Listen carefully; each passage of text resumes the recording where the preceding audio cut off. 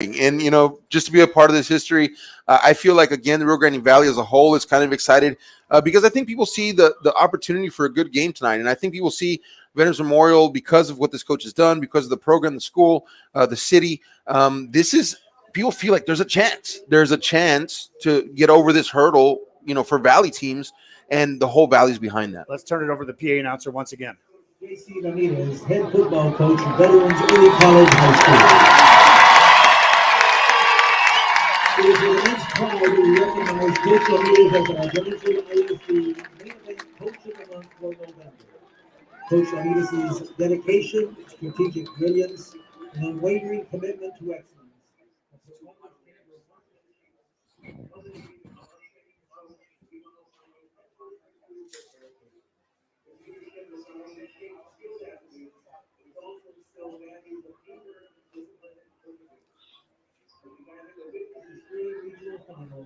Let's collectively applaud Coach J.C. Ramirez for his exceptional coaching prowess and positive impact he continues to make on our student athletes. We wish him and his team the very best in this crucial matchup, representing the spirit of Brownsville ISD athletics. Congratulations, Coach Ramirez, on his well-deserved recognition. May your coaching journey continue to inspire and elevate the standards of excellence within our athletic community. Thank you. Okay.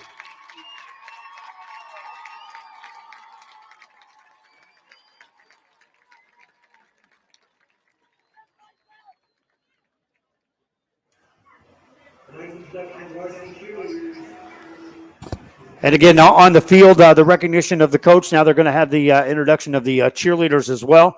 We got multiple cameras here with BISD. And Aaron, you've had the pleasure of working over at Harlingen throughout the years. When the school district get behind these broadcasts and they get these students rolling and everyone involved in these press boxes, you get some pretty good quality on the broadcast. Yeah, and I tell you what, and I want for the viewers to understand that there's a lot of student involvement tonight throughout this broadcast. So these are your future broadcasters, they're your future, TV and maybe film, people, and so applaud them, and just in case there may be a little camera off or something like that, understand, right, that there's a lot of students involved in this, and this is just preparing them for the future. So I love whenever students get involved in these broadcasts. 19 minutes before the kickoff, for those that are counting, welcome to the broadcast. Again, I know you're accustomed to watching these games on various platforms. In this case, it's BISD and the YouTube channel. So thanks for tuning in wherever you may be. Share the link, pass the word, let the other fans know. I'm Joe Bowling. That's Aaron Ramirez. We can tell you who we are and what we're doing as far as assisting this broadcast. But again, help the other fans that may not know where to go. I went to great lengths. And when I say I mean I went to great lengths to try to find ways for these school districts to get involved in broadcasting these games and to keep it free so that the students could get a realistic view of how to operate cameras under field conditions, under live conditions, if you will, and also the fans could watch it for free without having to go to a pay-per-view. And so, again, I'm proud that we're here to do this. And again, like Aaron said, if you see a fumble or two on the camera, it's guys and girls that are learning the art of camera operations here at Sam Stadium. Again, beautiful football facility and historic. Aaron, I heard complaints throughout the week that, it's not big enough or the parking's not going to be good. Well, it was a long way to park it and get here, but still, I love the environment of Sam Stadium, especially when I look out here and see this place packed to the gills. Yeah, and I walked up on the north end of the stadium here, and I noticed these brand new stands on wheels, y'all. And so they rolled these in on the back of a truck, pulled them in here, backed them up into the field, and so they brought out 4 extra bleacher sets here. The parking was crazy, but it was exciting. I don't think people really mind tonight, at least right now, because the excitement is here and like, hey, whatever we got to do to get in that game, we're going to do that. So it's not a bad thing. It's a good thing. And as I'm looking across right now, the field, both sides of the stands, east and west here, are full. We do have a good contingency from Corpus Christi Miller in that purple on that side. But we do also have some Brownsville Veterans fans that have filled in on the visitor side as well, Joe, because there's a lot of other Valleyites here on the home side as well. Who is behind this production? I'm going to run them down at the end of the game, but it's also good during a pregame show to give some name recognition of those that are behind the scenes, because I've said it all along. I've always been blessed to be the guy holding the microphone to broadcast the game, or the guy in front of the camera when it comes to the television side of things. But behind me, are the workers. And so let's give a shout out to the students that are involved here. Abigail Gonzalez, also Christopher Galvan, Jessica Cortines on a camera, Marco Delgado also on a camera, Gail Espinoza operating a camera, Alejandro Lopez on a camera tonight, Coro Rodriguez also on a camera. You're looking at the technical side of things. The other guys that are the technical director, Joe Gomez, one of my good friends here in the Rio Grande Valley. Whenever I go to a stadium, I always look for that guy first, and Joe has been that guy. I'll call him and say, hey, I'm coming. What do you got? And he's like, well, we got this. So let's try this. And you should have heard the conversations going on to get ready for this one. So again, Joe Gomez on the technical direction. Alejandro Uresti is on the commercial side. Lorenzo Lopez assisting on a camera. Alicedes Lopez also on instant replay. The director, Martin Sandoval, in the director's seat, making sure everything is running. And we had our first production meeting at 5 o'clock today, but we had meetings before that through the emails. Moises Garza also on a camera tonight, and Juan Herta operating a camera. Rudy Zamaripa Jr. down on that field level camera, and Jammer Ruiz also on the field level camera. Those are a couple of guys with a little company called Rio Sports. I'll tell you about them sometime at another date. But again, that's all the list of people that are behind us, Aaron. All we got to do is put a headset on and talk. It's amazing. And, I feel the energy here in the booth. Everybody's excited to be here to do their jobs, but it's bigger than job. I think there's a lot of belief this evening right here in the Valley, and you can just feel it as tangible here in the booth. All people working behind the scenes on the field. It's just a great environment. Wish you were here, but I'm glad you're watching and joining us online. Last time you and I were involved in a huge game featuring the tie is Corpus, okay? Yep. Because of we were sitting there at Buccaneer Stadium, and it was San Antonio Warren. Sure. That team came in against the Harlingen Cardinals.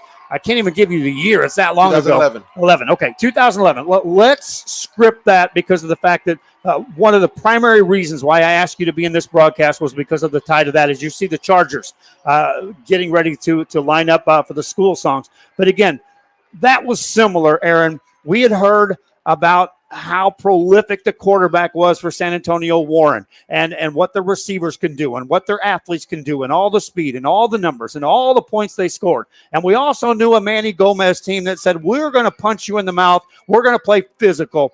And we witnessed a Valley team knocking off one of those speedsters. And I think we got a similar matchup right here. Well, it's exciting. And, the key thing with that game was Gomez showed up with some surprises. And, one of those, I'm going to say Randy Bedmea. Bedmea went both ways in that game and special teams, by the way, but he had an interception return. I mean, and I'm looking at Gilbert Trillo for Veterans Memorial could be that X factor today, right? That type of game-changing player like Bedmea was there against Warren. Trillo could be that for Veterans. And so the wrinkle's going to have to be, right, a surprise that Miller doesn't expect if you want to have the same kind of outcome that Harlingen had against Warren back in 2011. Has a team from Brownsville ever been to round 5? No, sir. Has a Brownsville Veterans team ever been to round 4? No, sir. So it's uncharted weathers for these teams. And you can see there's the 956 representation as you see the fans out there. And those are, yes, they're Charger fans, but as Aaron said, they're coming in from across the Rio Grande Valley, and they're all right here at Sam Stadium. Those that couldn't get here are listening to us right now. Yeah, glad you are. And so I see 956, signs throughout the stadium here. And the Chargers tonight are leading the charge, literally, and figuratively for the Rio Grande Valley. And so, again, thanks so much for joining us. This is just an awesome opportunity. Appreciating Joe Bowling. And we're going to have a great game on our hands here in about 12 minutes and 32 seconds. Yeah, I promised Eric Madera we would go to him at the 12-minute mark. And so what they're doing is some on-field festivities, which will include the playing of the school songs and things like that. So we may jump in there with Eric, or we may just roll right into the game and have Eric standing by on the sideline. Again, it's a new wrinkle for a broadcast here at Sam Stadium. Not a new wrinkle for what I've been doing, Aaron. I started this stuff before most of these schools were streaming games. You know that. And so we were doing some stuff with some sideline reporters back then and graphics and all of that fun stuff. And so Eric down there is going to add a new level on this broadcast here tonight. Cheerleaders out there on the middle of the field. 11:45 remaining. our crews down there on the field, they've got that handheld stabilized camera. They're going to be doing things like getting in with the coin toss, and we're going to have we're going to have a pretty good seat. I'm coming off a trip. We left at 6 a.m. yesterday morning and landed at AT&T Stadium to watch the Dallas Cowboys, which ended up winning that ball game last night. Dahlia went to her first game ever, my wife Dahlia, and so we got to see that. And then I got up at 6 o'clock in the morning and drove from AT&T Stadium to Sam Stadium. Is the environment the same? I don't know. It's pretty darn loud right now. So I'm excited to be a part of this. I can't tell the BISD people enough. Thank you for allowing me to have this seat to broadcast this game. Sam Stadium was one of the first stadiums that I was able to call games at. So was Bogus up there in Harlingen where you're at. The Rio Grande Valley embraced Joe Bowling when he was like, I really want to announce some games. And they're like, how are you going to do that? How you and all of that stuff. And so the evolution of getting here. Let's see if we can turn it over to the PA announcer, and we'll turn us down right now and turn it over to him. But do not, through any of your actions, cause them to doubt the value of athletics. We ask everyone to please now stand, and let's take this time to reflect upon tonight's game and the goodness it has granted to all of us. This game belongs to both teams, the Buccaneers and the Chargers, and to the good sportsmanship that they will show today, both on and off the field. We will ask you at this time to join in a moment of silence, hope for a game free of injuries, and for a safe trip home tonight for everyone.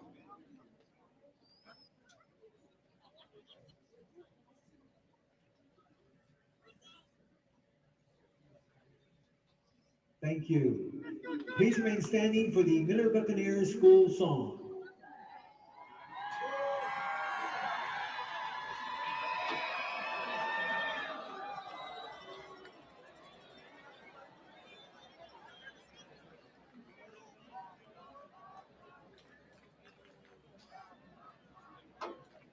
Again, those of you that are tuning in on the YouTube broadcast of this, we do have the audio piped down. Anytime music's played, anytime anything's going on, especially at halftime, give you a preference to that. If it's licensed, because of the fact that we're forced to put this on YouTube, it'll be muted. I learned first and forehand that if you don't have the licensing, you can get in trouble really fast. So, again, you're going to hear some silence at times, some audience noise coming from the microphone out there. But bear in mind, we're with you right here all the way.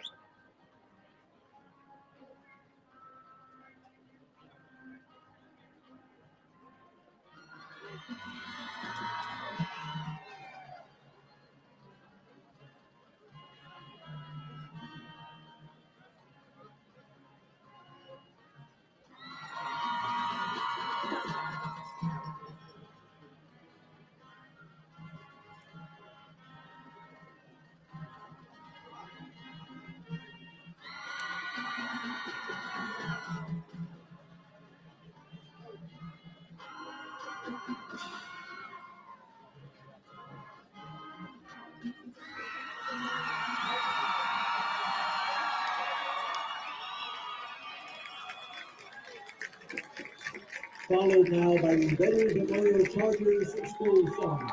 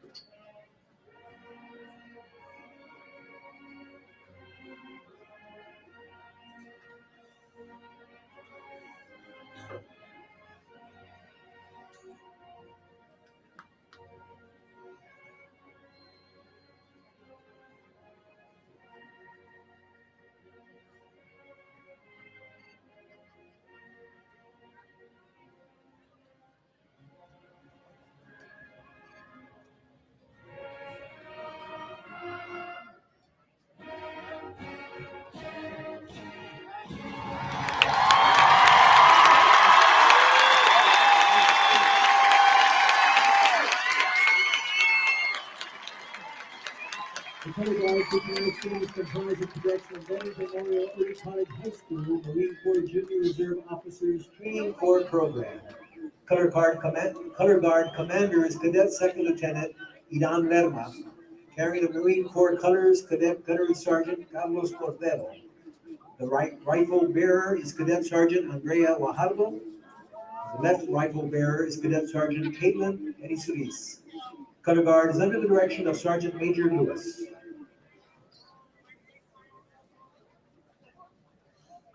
I'm going to ask you now to please remove your caps and place your hand over your heart for the presentation of our nation's colors and the singing of our national anthem as led by the Veterans Memorial Choral Group Soundsation under the direction of Travis Baldwin.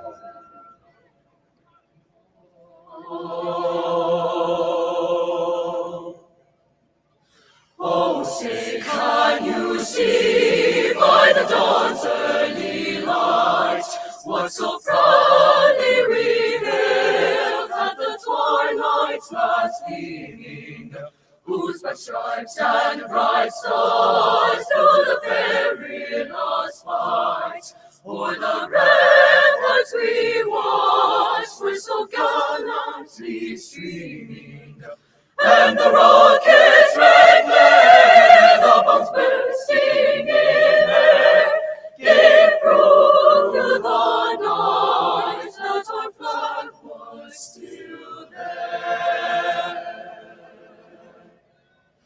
Oh, say, does that star-spangled banner yet wave o'er the land of the free and the home of the free? Of the brave.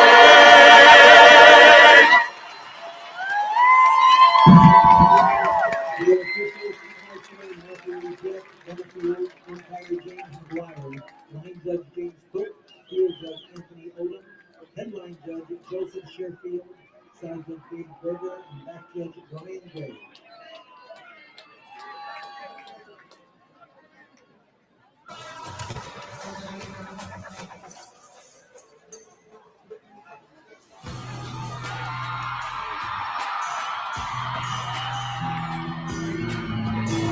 We are back here. I'm Joe Bowling, Aaron Signs. We've had the playing of the school songs, the singing of the school songs, the playing of the national anthem. I see 3 minutes left on the clock, and that means we are getting dangerously close to the kickoff here of this football game. And if the excitement level wasn't at a high peak, it's about to get there, my friend.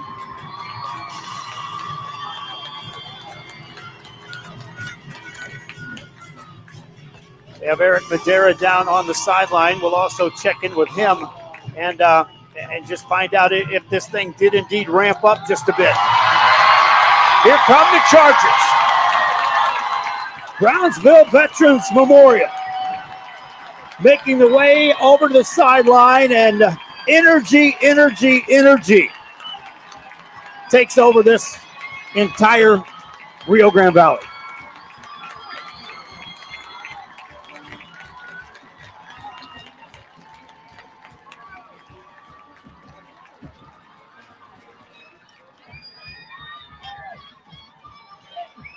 And on the other side, here come the Miller Buccaneers from Corpus Christi. And yes, there's 3 sections over there rooting for them, but you can hear it, Aaron. This is decidedly, if things start happening on the positive side for Brownsville Veterans, they can have a huge crowd behind them. I tell you what, this is a home field advantage. And I'm telling you again, it's not just Brownsville Veterans Memorial home field advantage. This is the Rio Grande Valley home field advantage. I mean, we had tailgate outside, Joe. We had some fajitas going out there in the parking lot, and the cars are packed for blocks past Sam's Stadium, folks. And so I want you to understand that really the Chargers have the whole of the Rio Grande Valley behind them, and you can really feel it here in the stadium.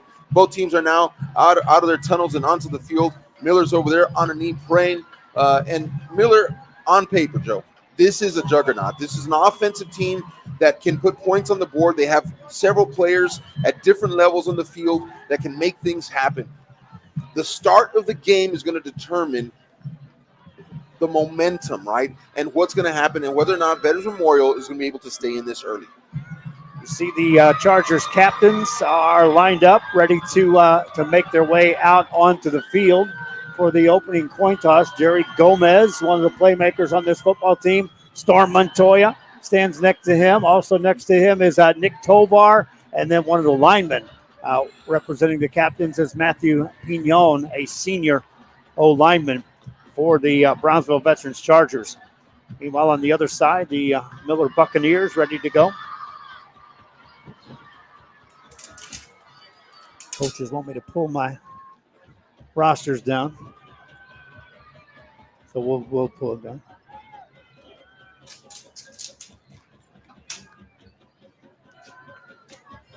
Here come the Buccaneers, making their way over across the field.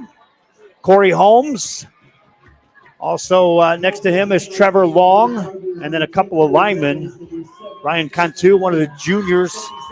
Catch the number on the other one. There he is, the linebackers. That's Donovan Otero. Corey Holmes, 15, Trevor Long, 53, Donovan Otero, and 68, Ryan Cantu. The honorary captain doing the coin flip tonight will be Senator Morgan Lamantia.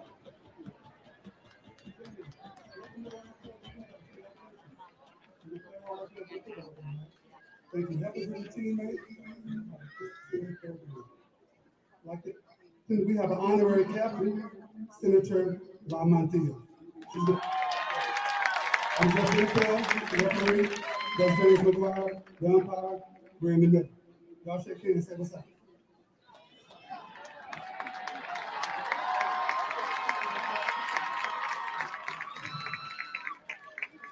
He has a regular quote. You're the visiting team, Veterans are the home team. What are you going to call? Tell us. All right.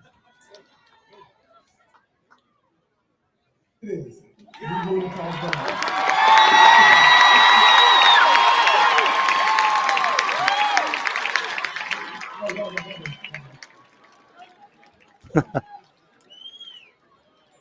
Officiating crew out of Houston, Texas, by the way, those that are curious. Veterans, toss. All right. Shake hands again, fellas. All right, so Aaron, we'll get to see the Veterans offense as the Chargers will receive the opening kickoff. I was curious even there. You win that coin toss. Do you want the ball first if you're either of these teams, or do you want to see what the defense can do? Well, I want to see what the defense can do because Miller, again, on paper, right, it's an offensive team. And so, you know, as a football fan, I'm like, all right, I know Miller's got this offense. I know that they've got these playmakers. Let's see if Brownsville Veterans can get a stop on them in the first drive. But to me, it shows confidence that Veterans says, hey, we're going to take the ball and we can do the same thing. We've got the playmakers. We've got Storm Montoya at quarterback. And I like the confidence for Veterans Memorial. And I'm excited just for this game to get started. It has been a hype train here for the last hour. It's time. Let's go. It is time to get this game going, and I'm excited for you to be able to join us on this broadcast. If you're Brownsville Veterans and you're wanting to limit possessions, then why not get the ball first and say, let's go on one of those 9-minute drives and 3 minutes left in the first quarter before we see the Miller offense. That would be scripted. I think they listened to your keys of the game in pregame, Joe, and they said, you know what, let's go with Joe's idea here, and let's have a long, sustained drive, right? Just dump it off, run the ball a little bit, get some sustained drive, take some time off the clock, but you got to get that football in the end zone. I think key for Veterans Memorial right now is to put points on the board. Christian Torres is the junior kicker. He tees the ball up at the 40-yard line for the Miller Buccaneers. They'll be in the white uniforms with the gold and maroon trim here this evening. 12 minutes is on the clock, and we are ready to roll in this round 4 regional quarterfinal game.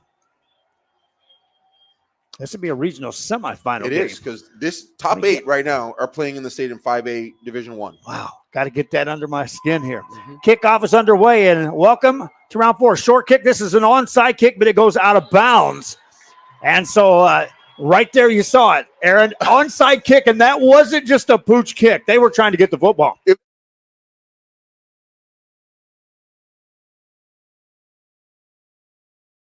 Senior Jose Sanchez, running back. Junior Santiago Sanchez, O-line. Junior Alvin Trevelyan, fullback. Senior Jesuit Garza, center. Senior Gilbert Trullo, running back. Storm Montoya, quarterback. Junior Rafael Lara, offensive tackle. Senior Israel Yanis, offensive tackle. Senior Jerry Gomez, wide receiver. Senior Matt Pinion, O-line. Senior Nitor, tight end. All right, now because it was an onside kick that went out of bounds, there was a penalty assessed to that, and so it is going to be Brownsville Veterans, short field to operate.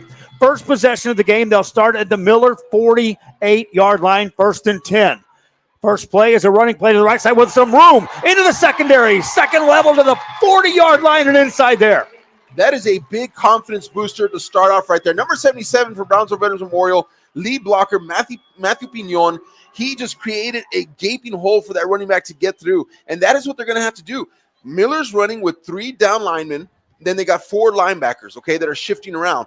And so this is where the offensive line for Veterans Memorial is going to have to dominate. Cesar Balavantes on the carry, got 8. Now second down run. This is going to be a quarterback keeper on a nice read. Takes it inside the 30. That's a first down. Chargers move the chains. Storm Montoya, remember that name. I tell you what, he is an amazing athlete. We talked about his passing ability, but that it only comes as he builds his foundation as a runner. That time showing a lot of strength, a lot of poise, patience as a runner. 2 plays, 2 carries. First down, 12-yard gain there for the quarterback. Montoya's first carry of the night. Under center on a first down play. Turns, pitches it. Short side of the field. Right side, turn it up the field. Now back across to about the 22. That's good enough for about a 6-yard gain, Aaron. Jose Sanchez, number 3 on the outside, did a great job of sealing off that defensive back. And what that did was allowed Trillo to get back inside and make a cut. Trillo, remember last week, he goes both ways, plays offense and defense. His stamina is going to be important for this Charger team tonight. Gilbert Trillo on the first down carry, got 6. 10:36 to go. First quarter, they'll want to pass. First pass play, looking in the end zone. It's going to be picked off by the Bucs in the end zone, and a turnover on an interception. Look, Storm Montoya had the right idea. That was just a great play right there by number 13 of Miller. That is Khalil Davis. The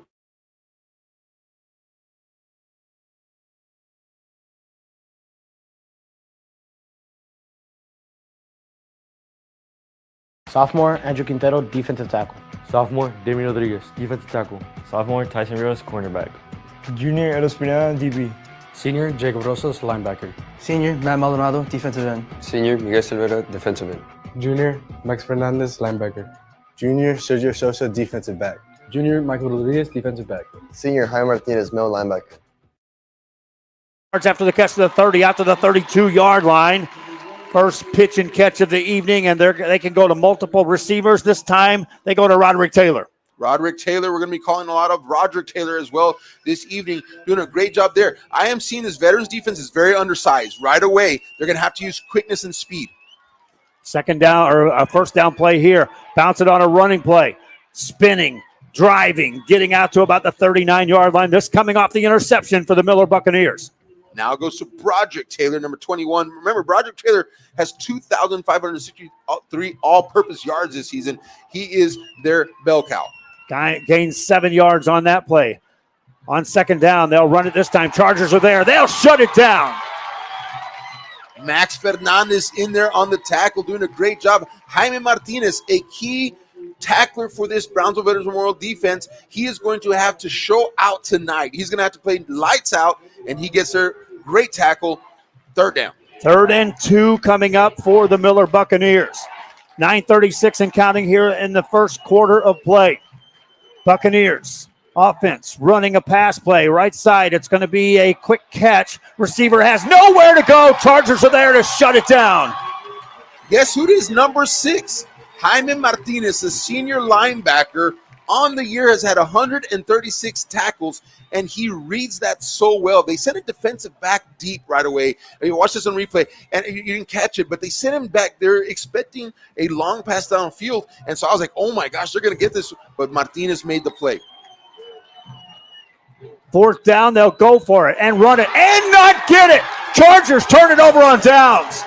At the bottom of the pile is Jaime Martinez, number 6 again. He is on every play on that crucial stop for the Brownsville Veterans Memorial, and they're showing they are undersized on that defensive side of the ball, but they've got quickness, they've got grit, they've got toughness.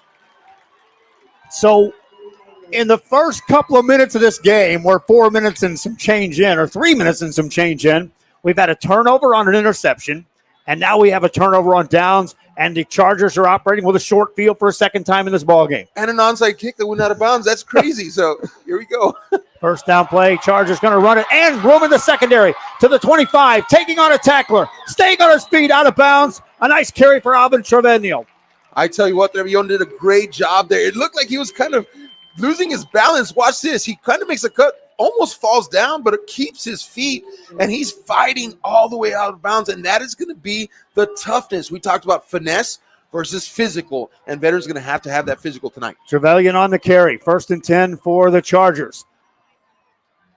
Short gain this time, as this time the Buccaneers of Miller. Nothing doing on the carry for Maddox Bond. All right, Steven Richardson now, number 44 of Miller, doing a great job. Defensive end on this side, right? And so Miller is playing a pretty base 4-man front now and running 2 defensive tackles, 2 defensive ends. He does a great job there of staying outside and not letting the running back get around him. Gain of a yard. It's 2nd and 9. Chargers running on an option. Quarterback going to keep it. Bounces outside, upended as he got down to the 15. That's about 4 yards short of a first down. Well, Stormonte did a great job faking a lot of people out on the defensive side of the ball, including me. I thought he handed that ball off to his running back, and so I was following the running back, and then Stormonte pops out the other end and does a great job on that run. And I tell you what, that option, you run it that well, you're going to get some big plays off it. Under 8 to go here in the first quarter of play. Chargers in a red zone possession with the football at the Miller 17, 3rd down. Got to get it inside the 13 to get a first down. That won't get it there. Now we're going to have an interesting 4th down call coming up. Well, and this time he gave, right? So that last play when he even faked me out, he faked that give to his fullback, and then he kept. This time he gives to the fullback, so the defense is keen. They know they got somebody's in charge of the fullback, somebody's in charge of the running back, somebody's in charge of the quarterback, and so that is just good discipline by that defense. Trevelyan on the carry. 4th and 1 for the Chargers. Quick snap. And on just a keeper by the quarterback, he surges forward. Looks like he got plenty of room. We'll wait for the indication for the officials. Look like they got a first down. Yeah, their version of the brotherly shove there, right? And so I just didn't see a lot of help from the behind. We're going to wait for the Whitecap. Whitecap still hasn't signaled. Miller is saying turnover on downs. It is. Looked like he had plenty to get that couple of yards. Nothing doing. Miller Bucks offense gets the ball back. 2nd time that the Chargers move the ball. We're still scoreless in this football game. And it's exciting, y'all. This is an exciting football game from the very beginning. A lot of back and forth here. I was surprised they didn't measure that one, Joe. But I'm at an awkward angle here where I really couldn't see that. So maybe you're questioning that as well at home. But really, Whitecap made a good decision. It is Miller football. 7:07 to go in the first quarter. It's Miller with the ball. Trevor Long takes a snap, turns, hands the ball off. They'll run it. This time the Chargers are there. It's a gain of maybe 1. A lot of speed, all right. Number 21, Miller High School, Broderick Taylor. They say he runs sub 4.40, and I looked at the tape. It's real, y'all. So to contain him right now is a big deal. 2nd down and 9 for the Buccaneers. Taylor going to throw. Has time. Waits. Little pressure now. Still directing traffic. Delivers the ball down the sideline. Incomplete. Looking for Corey Holmes. And number 13 for Brownsville Vets did a great job just staying with him downfield. Josh Pettis. He's a much shorter defensive back compared to number 1, right? And so he did a great job of just being present, just mirroring him downfield. He tried to get a breakaway on the scramble drill, but just stayed close enough to where it pinned him right there on the out-of-bounds mark. 6:36 to go here in the first quarter. 3rd and long for the Miller Buccaneers. It's 3rd and 9. Taylor takes a look at the defense, takes the snap, drops back, and they blow it dead. Yeah, I think the right tackle there, Joe, he moved, he flinched. He just got up just slightly from his position. He was in a 2-point position, and they're going to call that false start right there. First penalty on the offense, 2nd penalty of the game against the Miller Buccaneers. Of course, the first one was a onside kick that went out of bounds. So 3rd and long. And we talked about this. If you know they're passing, you can do some different things defensively. Yeah, if you know they're going to pass the ball, pin your ears back and come strong. Here comes Trevor Long on a 3rd and a 14. Here comes the pressure. Delivers a pass. It's caught. And receiver, yards after the catch. Down the sideline to the 30. Speed to the 40. To the 50-yard line. It's a big conversion on third down. I tell you what, Broderick Taylor, I didn't think he was going to get stopped, Joe. Honestly, what an angle there, right, to push him out of bounds. But really, he had all grass, right, and all gas, and I didn't think he was going to get stopped. So it is a miracle that veterans stopped him on that play. First catch of the night, and the chains move for the Miller Buccaneers. 3 of 4 in the passing game for 48 yards for Long. Wants to throw again, slings it over the middle this time. Caught right down central. Downing downhill, that's a 13-yard gain for the Buccaneers. They move the chains again. That is a great offensive play call. They call it middle screen, middle of the field, because they know that the Veterans Memorial defense is spread out. They're in cover one, and so they are attacking the weak spot in that field. Ethan Vela on the catch, his first reception of the evening. 3 receivers have caught passes thus far in the game for the Buccaneers. 6:04 and counting here in the first quarter. Long to throw again. Goes right back to Vela. Vela takes it for a first down as he gets it inside the Brownsville Veterans 25, and this went from 3rd and 14, flipped the field, and suddenly the Miller Buccaneers are moving this football. And you can see the pace. The pace is picking up, and Veterans Memorial right now is kind of gasping. They're looking for air. Long is ready, takes it, turns, hands it off. Taylor tripped as he got to the line of scrimmage, got forward, gained a couple out of that. Could have been tackled for a loss. That kind of gives the Veterans defense a little bit of a breathing space there, because really this offensive attack, the passing attack in particular, has got them on their heels right now. So that run play actually aids Veterans Memorial to catch their breath before this next one. Nigel Glad, his first carry. Credited just to get back to the line of scrimmage. That's it. It's 2nd and 10. Taylor hands it off. No, he's going to throw. Nice play fake, and his receiver falls down. Incomplete pass with 5:10 remaining in the first quarter. Now 3rd down and 10 coming up. Well, Corey Holmes has not had the ball yet tonight. That was the intended receiver. And Corey Holmes is going to run it in and then out to the corner of that end zone, and he would have had it, Joe, because he sucked the 2 defenders inside with him. If he wouldn't have fallen, he would have gone to the post, right to the corner. That would have been wide open. They listed as 2nd and 10 for Taylor. Drops back to throw. Waits, delivers over the middle. That's caught down inside the 5-yard line for the Buccaneers. Jaden Brown there on the reception, and just a crossing pattern. And, you know, the Chargers are running with 1 safety deep. It's cover 1. And so if that safety clears out left or right, it leaves the middle of the field open. 1st and goal for the Miller Buccaneers. We had a red zone possession for Brownsville Veterans, came up with nothing. Now the Buccaneers looking to put the first points on the board here this evening. Running play, and they will be stopped short, but it's close to the goal line for the Bucs. Broderick Taylor, I think at this point, you're not going to stop him. You just have to hope to contain him. And right there, I mean, that's as close as you can stop him without giving up that touchdown. 5 carries, 12 yards on the ground for Taylor. Gets it again, running hard in the end zone. He's there. Touchdown, Miller Buccaneers. Flag. And there's a flag. Wait, hold on. So the official that threw the flag also signaled touchdown. So I'm guessing it's going to go against the defense. Yeah, offsides.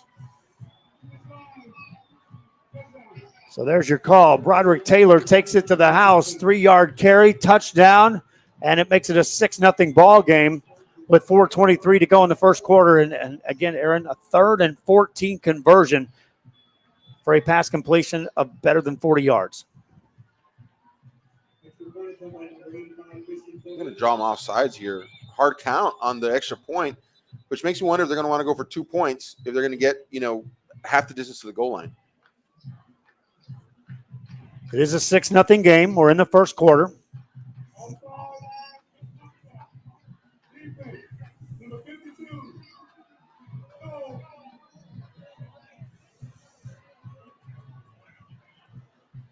Well, they just gave us another indication it was offsides against the Chargers. Kicking team is in for the Buccaneers. Once again, their kicker is Christian Torres. Snap down, kick up, away, and it is good. 7-0 ball game. First quarter. Well, Aaron, we talked about who's going to get on top first. Miller Bucks. First points on the game. Well, and it came in a very odd way because both teams have been able to possess the ball a couple times. It's back and forth. It wasn't just, straight up, Chargers get the ball, go down and score, turnover, right? And then Miller gets stopped, and then back to Veterans. This has been a great game. We've played a lot of football here in the first half of the first quarter. Miller up 7-0 and kicking off.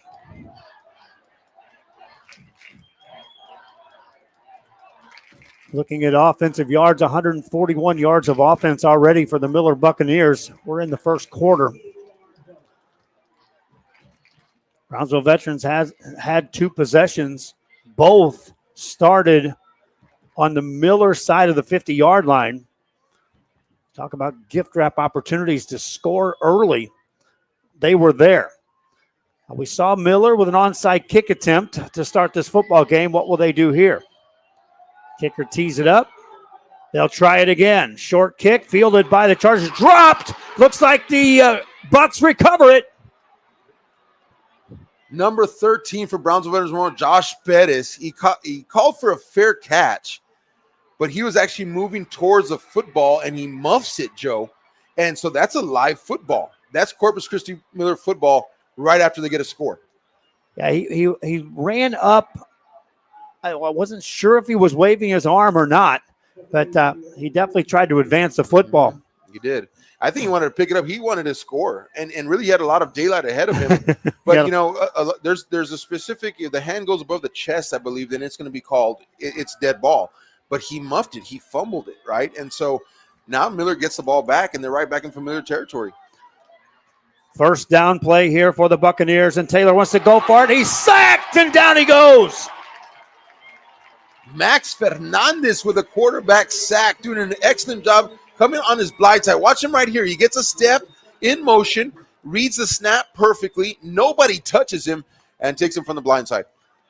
Loss of 8 on the play. This coming after an onside kick was recovered by the Miller Buccaneers after they scored the first points of the game. And if ever there were a time that the Chargers were going to look to this defense to stand tall, it would have to be right here. Second down play. Taylor to throw again. Here comes pressure. Tries to get away. Slings the ball forward. That's incomplete. Anybody there? I kind of doubt it. Well, yeah, there was one guy in the vicinity. Looked like Broderick Taylor was close enough. Look, this was same play, opposite side. Watch this. Now they're going to run him free and clear, this time from the strong side, right? That's the visual side of the quarterback, but it had the same effect. The only reason why he was able to get the football off was because he saw that blitz coming. It was just too late. And so Veterans is doing a good job here. It worked on the left side. Let's run on the right side. And great job there by the Veterans defense. 3rd and 19 for the Buccaneers. Long is ready. Sends a man in motion. Looks to throw. Here comes pressure again. Sets up a screen this time. Chargers trying to cover that. A high tackle. That's back there around the original line of scrimmage.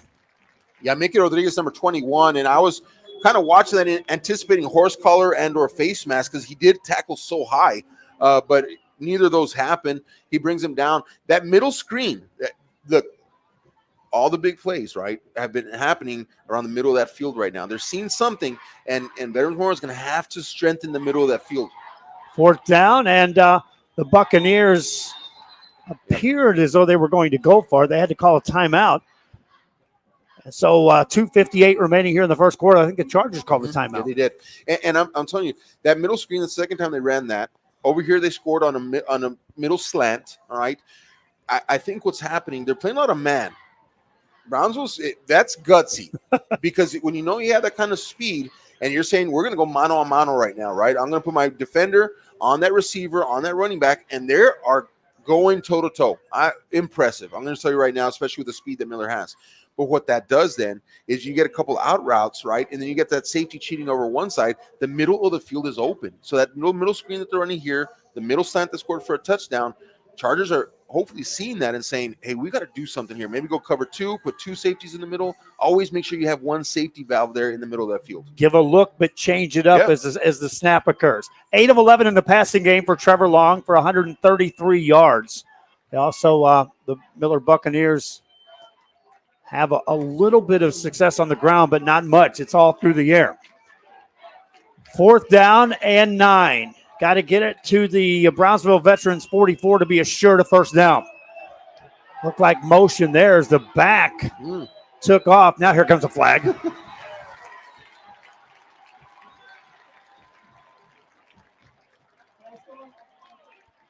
Now the punt unit comes onto the field, Joe. You know, I watched an NFL game last night, not a single punt. Oh, yeah, that's right. I kept saying, you know, Dahlia was there her first game, and I kept like trying to break it down. And I was like, you ever seen a football game without a punt? She goes, how many games do you think I've seen? I'm like, all right. And so the guy next to me was like, they really haven't punted. I said, no one's punted. I said, look it up. I looked it up this morning 6 times in NFL history. No punts. I watched one last night. You got to be there for one. Yeah. Now you're trying to see another piece of history today. Well, now the Bucs appear to have the punting team on. Doesn't mean they're going to punt. That's right. We've seen 2 kickoffs, both onside attempts. That's true. Chargers backing off. Punt is away. It's a high, wobbly kick. It'll take a bounce for the Chargers. Buccaneers will down it at the 29, and Brownsville Veterans will have it with 2:48 to go. And Aaron, after the onside kick recovery by Miller, I think the Brownsville Veteran Charger defense just made a statement. They had to. I'm telling you, if they would have gone down the field, scored a second touchdown in that manner, in that fashion, I think Veterans Memorial would have been on their heels. Let's go down to Eric Madera and take a quick view from what's happening on the sideline. Eric Madera, how big was that stand right there by the defense? You know, it's one of the biggest stands that we've seen here tonight. The way this team has been performing, they're stepping up, especially after that onside kick. Now it's time for the offense to come down here. Everyone on this sideline, they optimistic. So you have to love their chances right now trying to get the score. That was an 8-yard gain by Trevelyan. We'll get back to Eric Alexander, who is on the sideline giving us reports, and we'll try to get more input from him. There's just been so much happening and such a fast pace to this game. 2nd down here for the Chargers.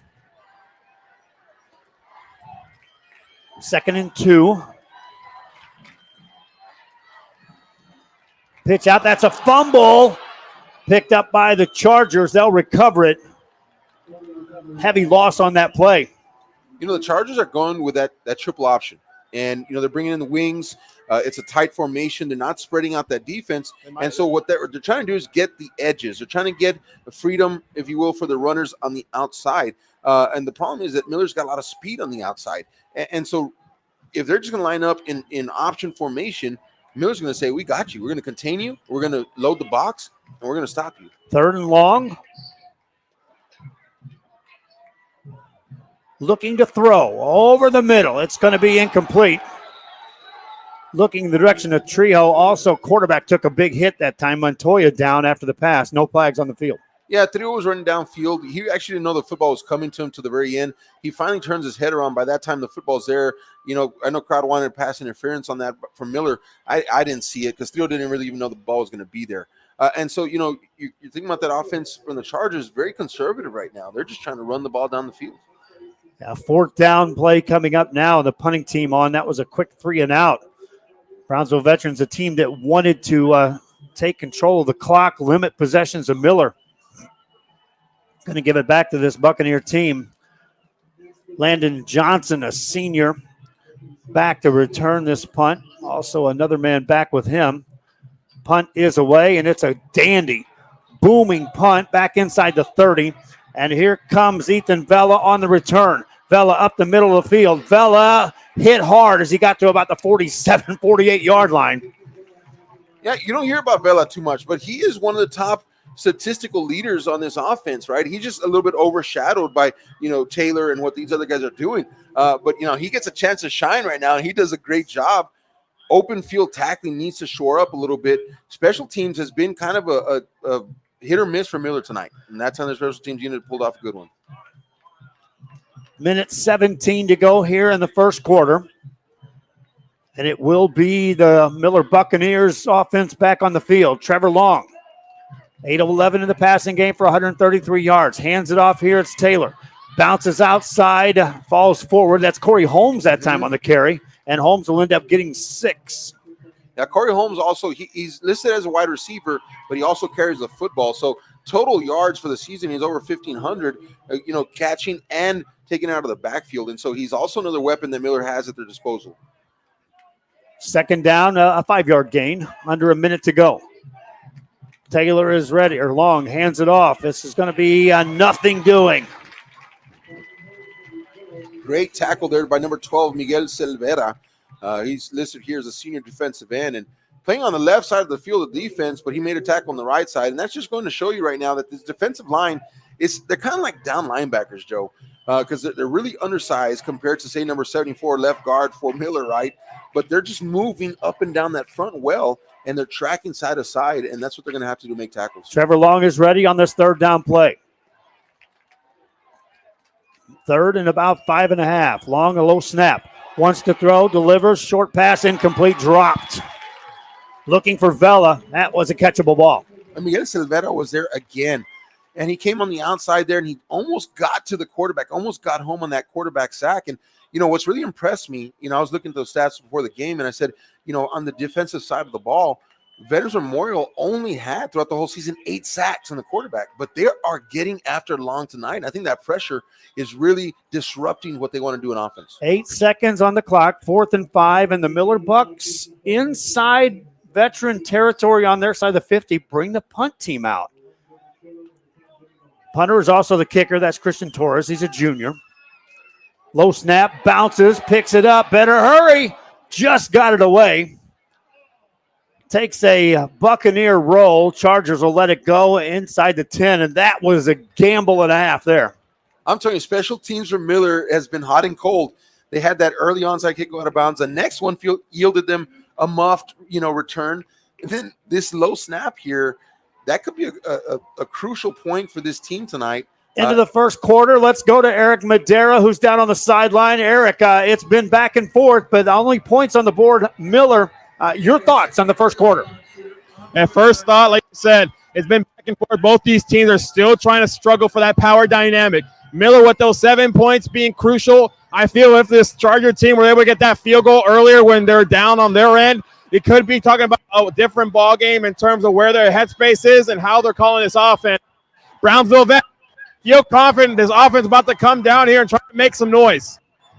Eric, if I told you they were going to turn it over twice in the first quarter, would you believe me if I said they'd only be down 7-0? When you're talking about turnovers, is one of the most crucial parts of the game. But this is where this defense, understanding the assignment, they're telling that offense, hey, go out there, be aggressive. We're here to hold things and hold the fort down. Eric Alexander on the sideline. We'll talk to him shortly. Well, Aaron signs. It is first down for the Brownsville Veterans Chargers. If you want to take control of the clock, no better place than to start a drive at your own 10-yard line. First down play here. They'll get it out about the 12 on a carry by Trevelyan. Now, Trevelyan did a great job there. We saw him earlier. It kind of, when I watch him run, he kind of has a very strong stomp into the ground, right? And it kind of makes him seem like he's going to stumble and fall, but he always moves forward. And so, he's a good, strong running back. I'm curious to see if the Chargers are going to pull out a spread formation at any point, Joe. Chargers outgained in the first quarter, 147 to 53. 53 yards of total offense for Brownsville Veterans in the first quarter of play. 2nd and 8 here. It's Trevelyan. Right side. Hit as he got across the 15. Thrown backwards. We'll check the forward progress. I think they're going to give him about the 17. That's the younger brother, Trevelyan, right? So you got number 22, Alvin, and number 24, Calvin Trevelyan. And the sophomore this time gets the call on that run. 2nd down is short. This is where they've kind of gone to play action. This is also where Gilbert Theo has also been hit hard when he releases that football. So let's see they go back to the play action here to get a first down. 3rd down. We're just starting here in the second quarter of play. 7-0 is the score. Miller on top. Chargers up the middle. Last time I thought they had a first down easy. I think they got it here too, but I'll wait for the official to tell me. Well, I tell you what, impressive blocking there by number 88. That's Nick Dovad. He's a senior tight end, and he's a big body down there for Veterans Memorial. You can kind of see him there towering over the rest of the offensive line, and he did a great job of lead blocking to get that first down. Montoya carries the ball. He's got 4 carries for 23 yards. Trevelyan with 4 carries, 26 yards, leads the way for the Chargers here in this first half of play. First down. Quarterback going to keep it and hit as he got across the 25. Quick tackle there for the Buccaneers. Yeah, Delson Cavan is number 5, and he is their defensive MVP this season. An amazing player. He has 144 tackles on the season. Really haven't called him yet this game. He's been there in the middle. But when you need a play on that Miller defense, it's probably going to be from Delson Cavan. Second down and call it 9 yards to go. Clock running at 9:50 to go here in the second quarter. A lot of men in motion there for the Chargers. Now, no one was set, and so they were just shifting. Now they'll settle down. Play clock is down to 6. Quarterback hands it off, first man through, and a good surge. First down for the Chargers. Alvin Trevelyan, the fullback, right? And watch this replay here. He's going to take that right-hand side. Great block there by number 77. He takes a hold of that defensive tackle, holds him long enough to get to that second level. And so big block there by number 77 of Brownsville Veterans Memorial, Matthew Pinon. First down for the Chargers. This drive started at their 10. It's now outside their 35 at the 36. Clock running. 9:10 to go here in the second quarter play. Quarterback going to pitch it at the last second. That's covered up nicely as the Buccaneers make the stop. Well, I tell you what, number 5, Delson Cavanis, he comes out, he's spying quarterback, and then Trio sees him, right? I'm sorry, Storm Montoya sees him, and then he pitches, and then Cavanis just jumps over to the running back. And so he had 2 guys in his sights, and he was ready to tackle either one. That's an expert play there from that linebacker. Still gave Trio a gain on that play of a couple of yards. So 2nd and 8 for the Chargers. Toya hands it off. Just diving up under the 41 to about the 42-yard line on a carry by Trio. You know, Gilbert Trio had a huge game defensively, offensively last week against PSG North in that upset, or some may say upset, some may say they were going to win it anyway. But regardless, he needs to have some of those pass receptions in this game, Joe. I think you got to let him get downfield and try to. I hope that interception early didn't make them worry about throwing the ball downfield. 3rd down and 5 coming up for the Brownsville Veterans Chargers. This drive started at their 10. Clock running. It's under 8 minutes to go here in the second quarter of play. Quarterback fumbles the ball, and the Chargers said they got back on it. Miller saying they got it too. Now, Storm Montoya was able to fall on top of that ball pretty cleanly. But a loss, taking it back. It's 4th down and about 7, and the Chargers immediately bring the punt team on. They took some time off the clock, but just nothing on the scoreboard. Still trailing by a score at 7-0. So now you're looking again at a possibility of an athlete making a play. Ethan Vela back to return the punt. For the Buccaneers, stands inside his 20. Good snap. Kick is away. This is a short kick. Going to take a bounce and go out of bounds at about the 33-yard line of the Miller Buccaneers. That's where they'll take over. With 7:06 to go here still in the first half. You know, for me, the Chargers have had a lot of opportunities, Joe. Right, a lot of opportunities to capitalize. This defense has created a lot of opportunities for their offense, and you've got to convert. You've got to convert points. And you know, like you said earlier, after the turnovers and all these things, you know, you're still looking at. Yes, it's still early in the ball game, but your offense has got to start complementing what this Charger defense has done such a great job of in this first half. First down play for the Buccaneers. Trevor Long, single back, trips wide receiver on the left-hand side. He looks that way all the way. Caught by Vela.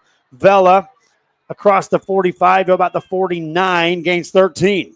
And that's the type of thing that's going to get Long back into the game. He's been under pressure. He's been a little shaky to start off this first half, but those quick hits to the slot receiver like Vela is going to get him some confidence.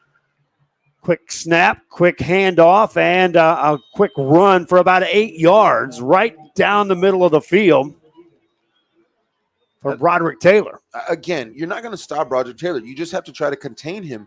And I think they've done a good job so far in this first half, but it's a matter of time before someone like Broderick Taylor is going to break open a big one. 6 yards on that one. It's 2nd and 4. They'll give it to him again, and this time he's in the secondary.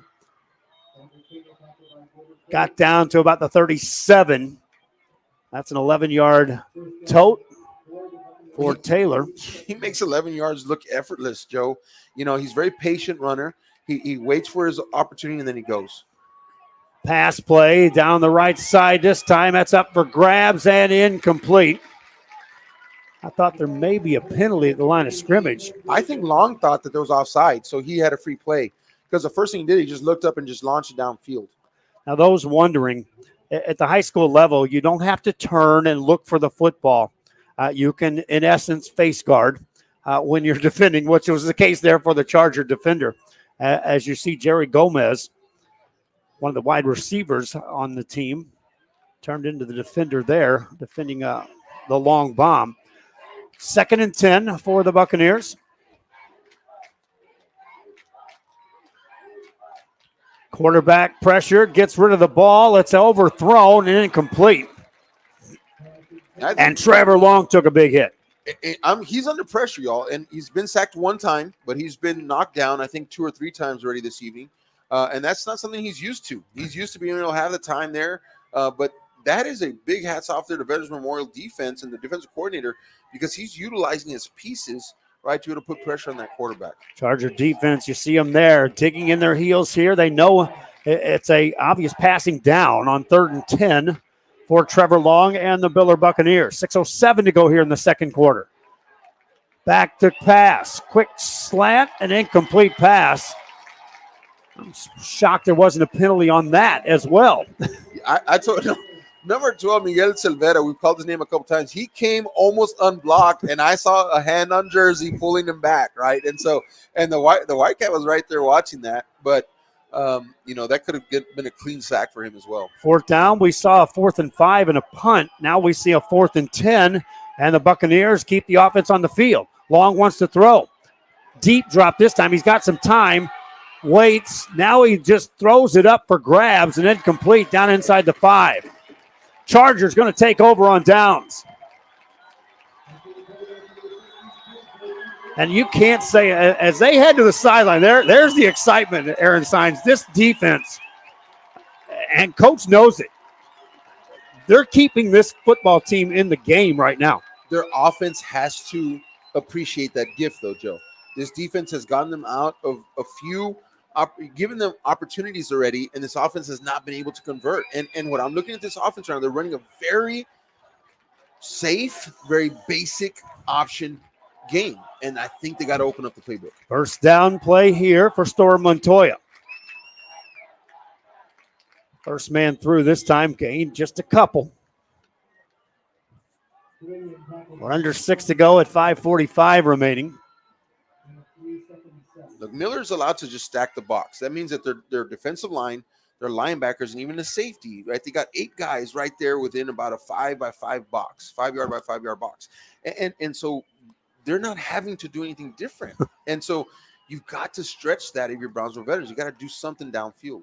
2nd down and 7 after the 3-yard carry by Trevelyan, which was his 6th carry for 37 yards on the night. Quarterback pitches this time on the outside. First down for the Chargers and more. Down to the 40. Down to the 35 to the 32.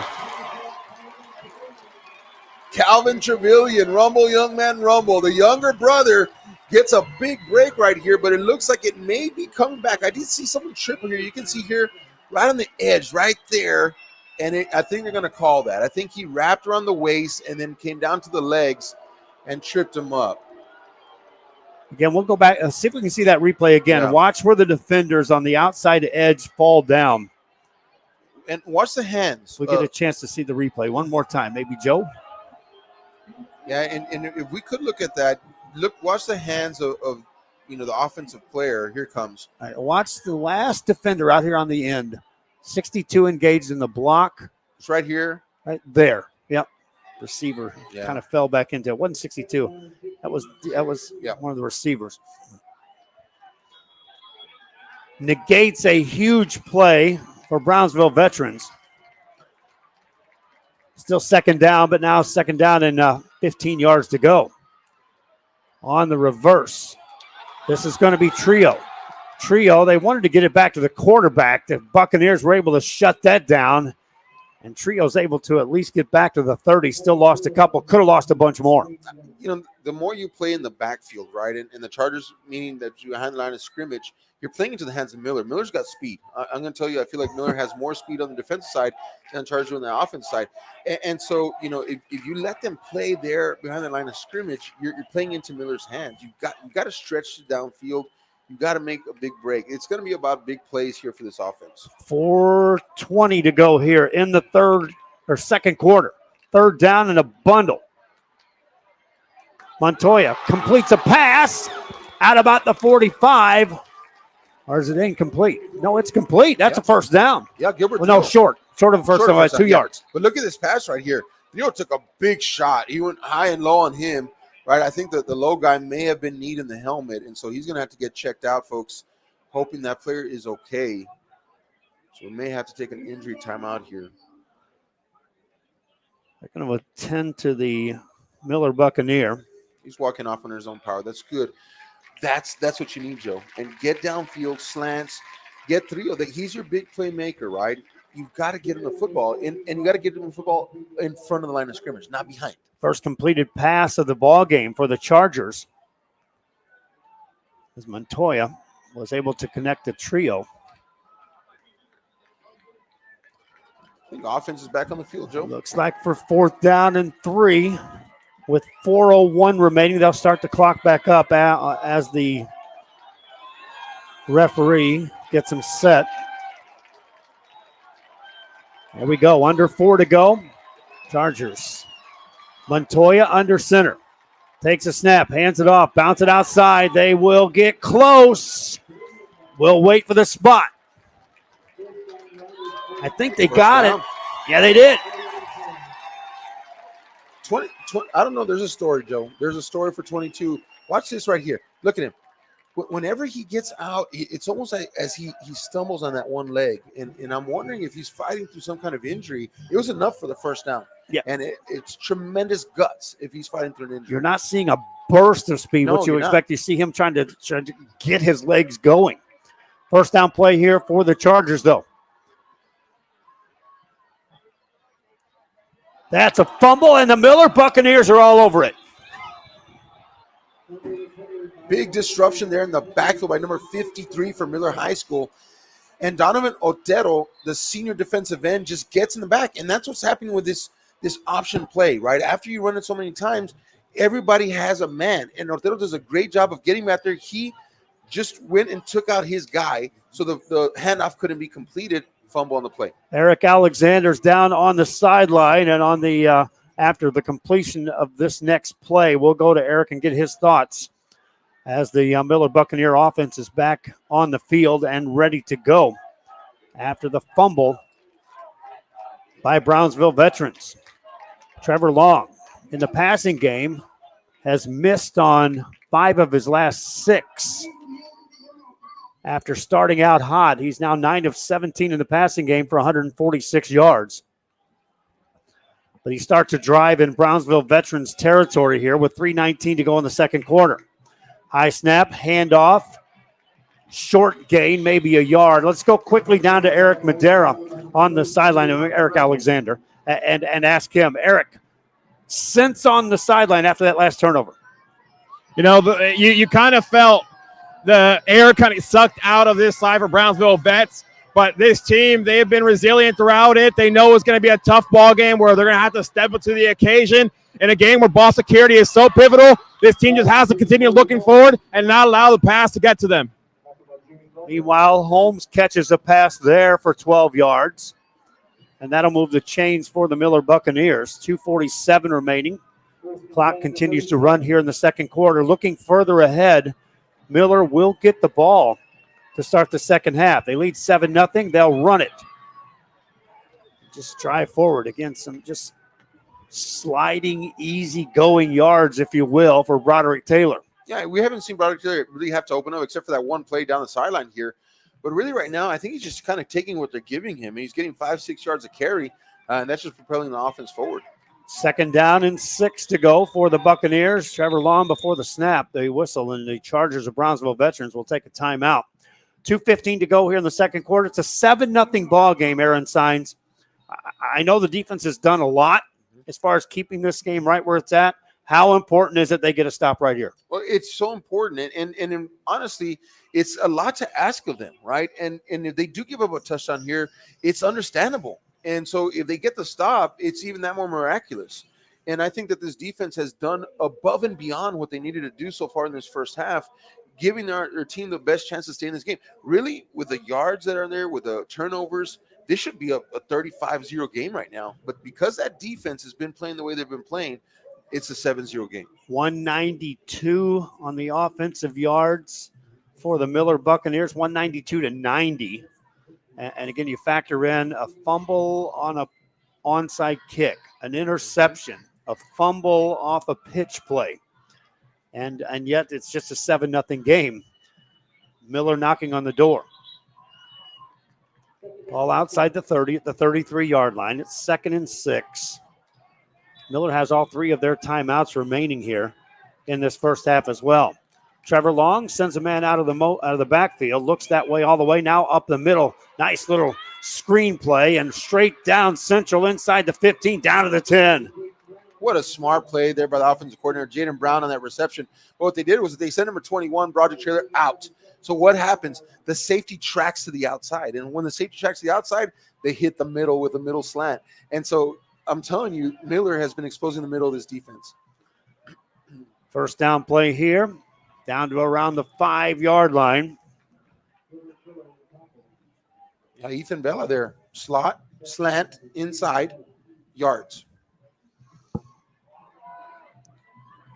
2nd and 5. They can still get a first down without getting in the end zone here for this Miller Buccaneer team. Minute 34 to go here in the half.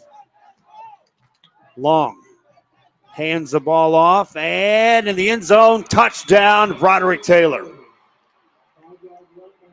Broderick Taylor has been running in first gear, Joe, really. And he really hasn't had to put in second, third overdrive except for that one play. And, you know, that first gear is enough for him just to kind of get through that first and then even second line of defense. And, you know, at this point, it just kind of feels like Chargers defense has done all they can. And Miller's offense is starting to warm up. Second touchdown of the game, rushing the football for Broderick Taylor. He's got 11 carries, just 39 yards, but 2 touchdowns. Extra point for the Buccaneers is kicked, but there's a penalty flag. The offsides again.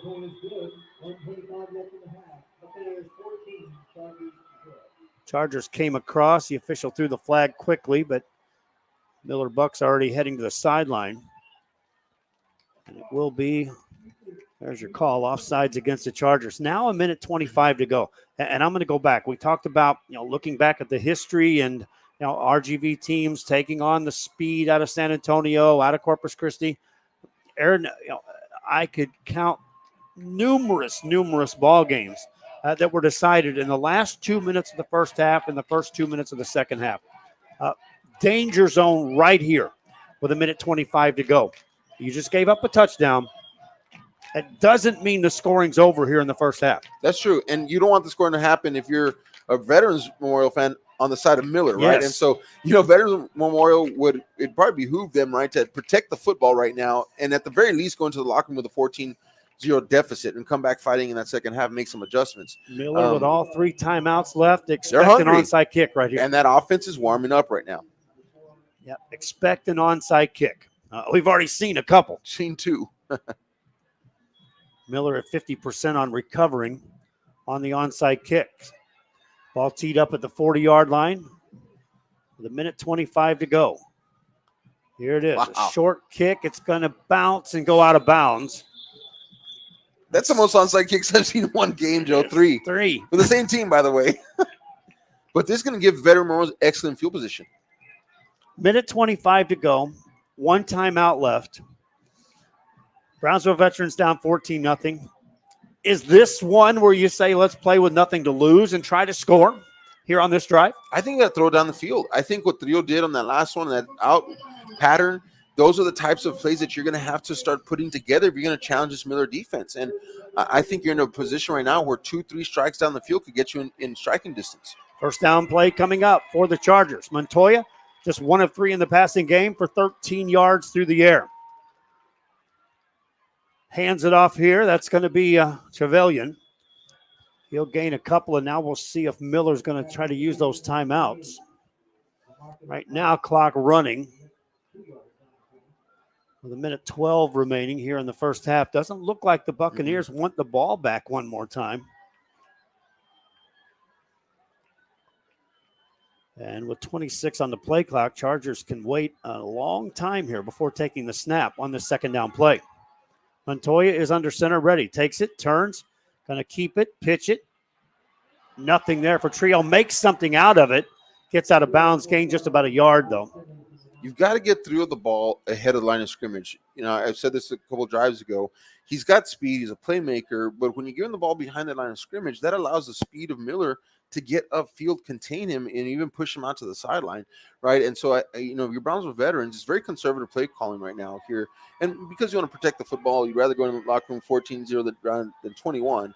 But, Storm Montoya showed he can throw the ball downfield, and I think Charter fans may want to see that. Third down and 7 for the Chargers. Montoya under center. Trevelyan got near first down yardage. Don't think he made it.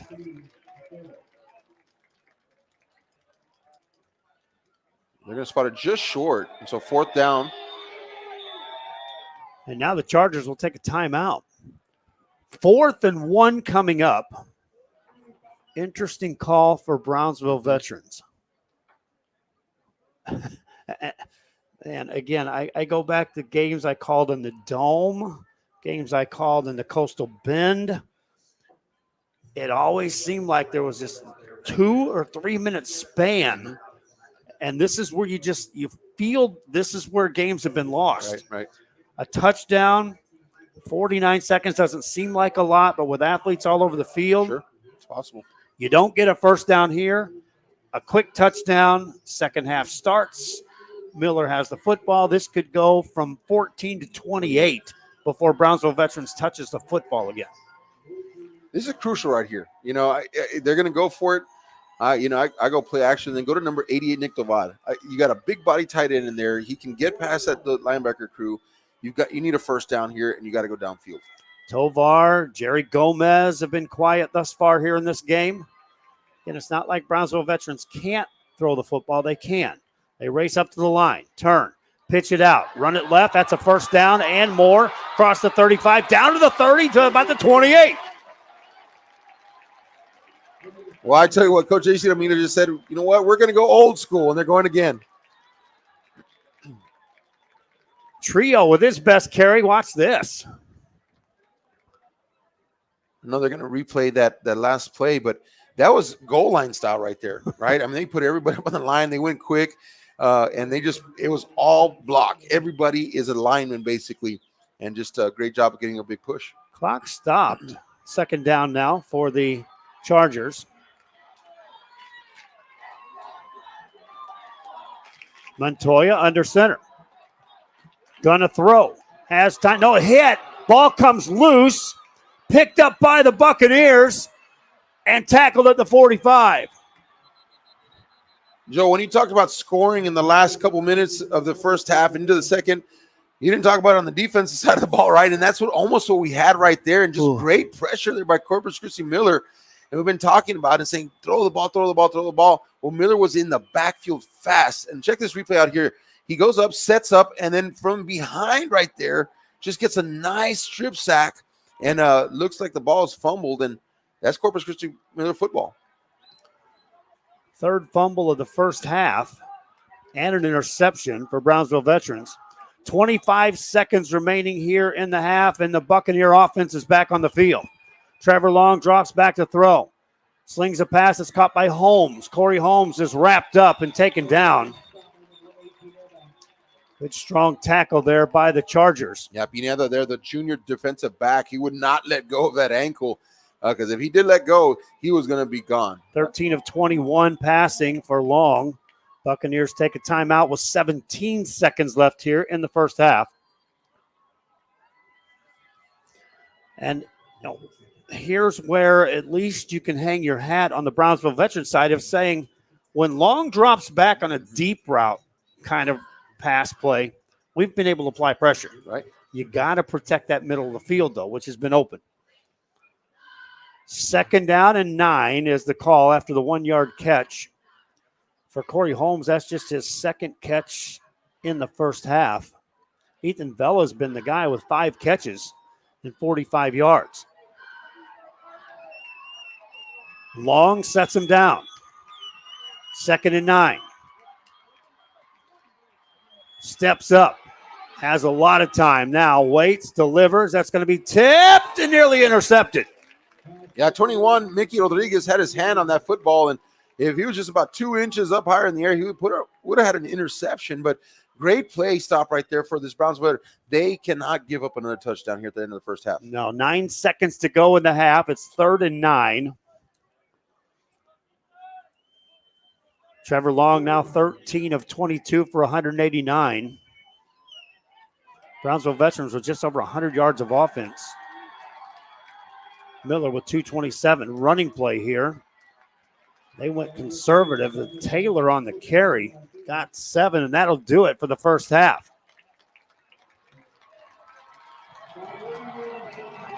Halftime has arrived here at Sam's Stadium. And let's take it down to Eric Alexander on the sideline and get some thoughts here of the first half. Eric, they head to the sideline, and Brownsville Veterans got to be feeling like they just dodged a big bullet. You know, the way this team's been able to step up, especially on the defensive side, they're all focused and ready. They need to be able to come in here after this break, be able to come in, focus, and allow themselves to not put their head down. We saw that coaches here telling them on the bench, hey, you guys are still in this ball game. It's extremely close. There's no need for you guys to feel that you're not in this one, but it's going to take a big challenge here for them to really try to turn things around. Again, it's a 14-0 ball game. Things that you saw last week, Brownsville Veterans succeeding at, what's being taken away here as you see it? You know, we haven't seen Thrill play too much. Number one here, he hasn't had those dynamic plays the way he was able to last week. And the ability to really contain him and not allow him to really start running rampant is something that Miller has been doing phenomenally throughout this matchup. Miller will get the ball to start the second half. So if you're in the halftime locker room, we'll discuss it up here. But what are you saying on the Brownsville Veterans side that the first couple of minutes of the second half has got to produce? You said it, produce, but compete. This team needs to continue putting their nose to the grindstone and grinding this game out. They knew it was going to be a tough one. No one was going to give them a victory to where they have to take it here on their home field. That's Eric Alexander. We'll talk with him in a minute. The bands are going to perform. The dancers are going to perform. Again, those on YouTube, you're not going to be able to hear it because of the fact that there's licensing issues anytime music is playing. And so Aaron Sines will kind of sit back and watch the bands and the performances, and then we'll talk a little bit about the first half, and we'll dissect what's going to happen in the second half. Continue watching here on the BISD YouTube channel. I'm Joe Bowling, and that's Aaron Sines.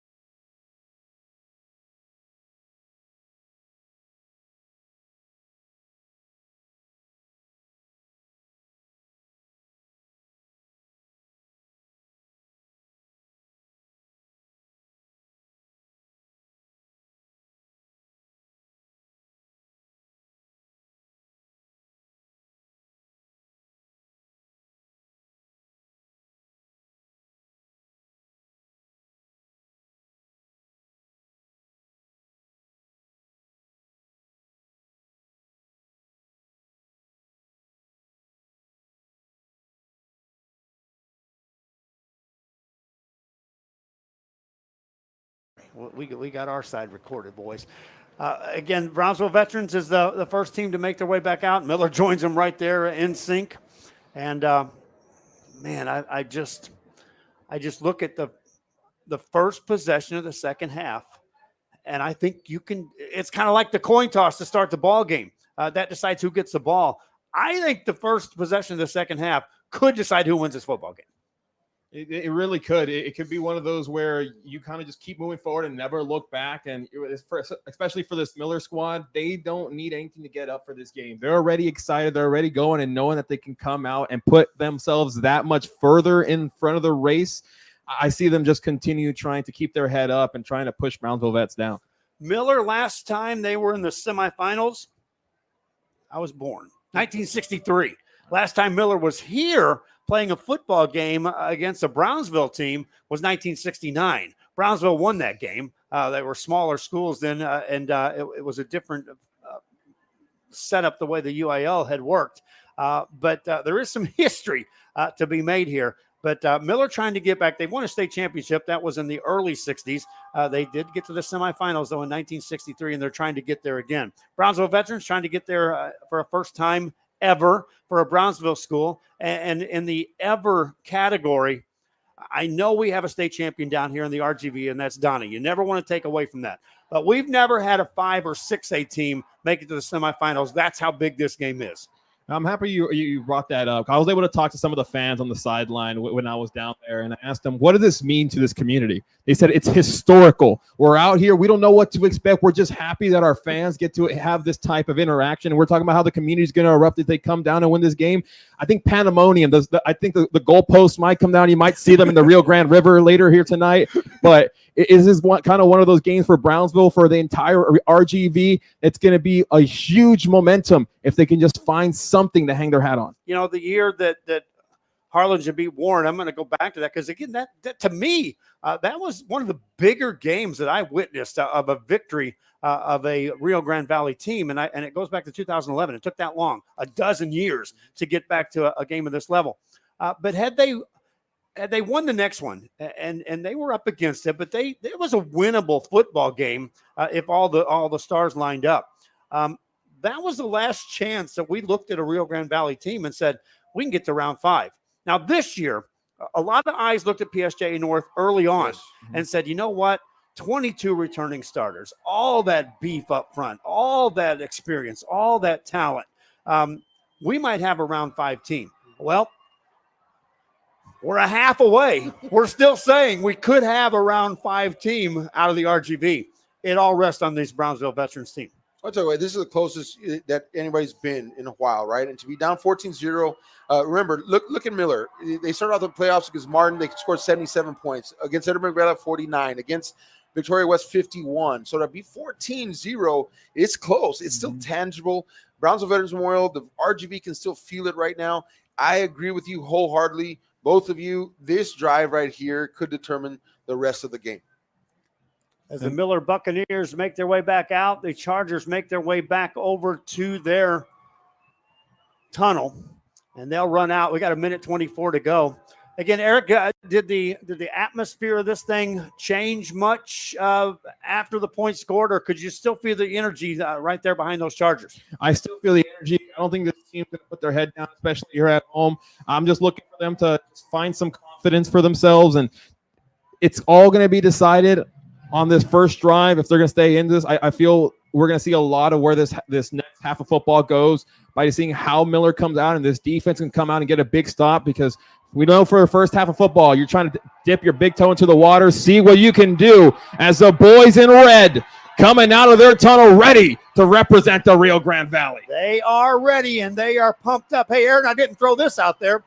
Would you dare kick an onside kick if you're Brownsville Veterans? I was just thinking about it. I was going to throw it out there and said, hey, we've seen a couple of onside from the Miller side. Why not Brownsville Veterans? Let's just tack on 3 in one game. Let's make it 4. I don't know. We'll see. But if you have the confidence in your defense, right, talking plainly, you have the confidence in your defense, say, well, you know what, we'll give them a short field. We have confidence that we can stop them. So I wouldn't put it out of the realm of possibility. That would just blow the roof. There is no roof here. But it would blow the sky limit off of this thing. They had an early flyby that they had scheduled here. The conditions They took that away, but they really went all out to be ready for this football game, by the way. And again, congratulations to BISD School District for putting this together, for managing everything. I talked to Gilbert Leal about it. There's a parking area over there on the south side that they were working on, and the entire entrance is going to be totally changed before next year. And I remember in preseason, I was here and I was like, okay, coach, so when is that going to be finished? He's like, if all goes well, it'll be ready by the first year. Eric Alexander makes his way back down to the sideline. That's my all-star right there. He's awesome, man. Aaron Awesome. Sines. Great meeting you, bud. He's coming up the ranks. But anyway, and I talked to him preseason. I was like, so when is that going to be finished? He goes, if all goes right, we should have it ready by the first of the year, but you know how things go with construction, so it may be a little later than that. Well, I talked to him Wednesday. I was like, don't you wish they would have been earlier? He's like, we would have had a lot more to show here.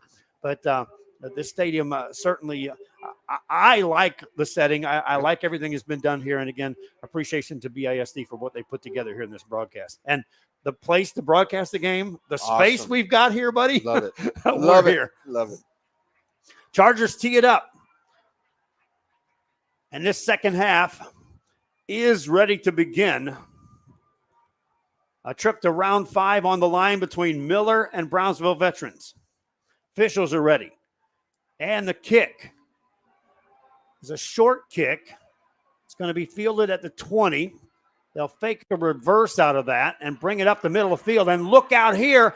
And the Miller Bucks may turn this into a touchdown on a kick return to the house. Touchdown. Corey Holmes for the Miller Buccaneers returns it and takes it to the house. And I told you, this kick right here, very interesting because they were actually playing for that onside kick, Joe, that we talked about. And then there was a huge gap between the front two lines and then the back line of returners. And they kind of kicked it right in that gap. So allowed him to catch that ball moving forward with momentum already. And then he faked the handoff here and then just took it to the house. I mean, wow. About a 72, 74-yard return for a touchdown there. And it took 12 seconds to add 6 points for the Miller Buccaneer, and the extra point is away and good. And it's 21-0. Well, we talked about it all halftime. What could the Chargers do if they fall in a 21-point hole? It happened. It happened quick, Aaron. Quick enough that you can respond because you were looking at having to recover from a 21-point deficit anyway. Now you do. Well, now you do. And I guess technically you still have the whole second half to come back. But, we're kind of debating that over the halftime and saying, like, well, at what point do the Chargers say we've got to open up this offensive playbook and we got to take risks, right? We have to chance things downfield, get the ball moving downfield. And we kind of came to the agreement and says, well, they go down 21-0, that playbook's going to have to open up because you can't keep running the option expecting to come back in this game. And so we might just see that Charger offense open up as it did last week against PSG North. Kickoff time coming up for the Miller Buccaneers. And hold on to your hats here. They have attempted more onside kicks than not in this football game.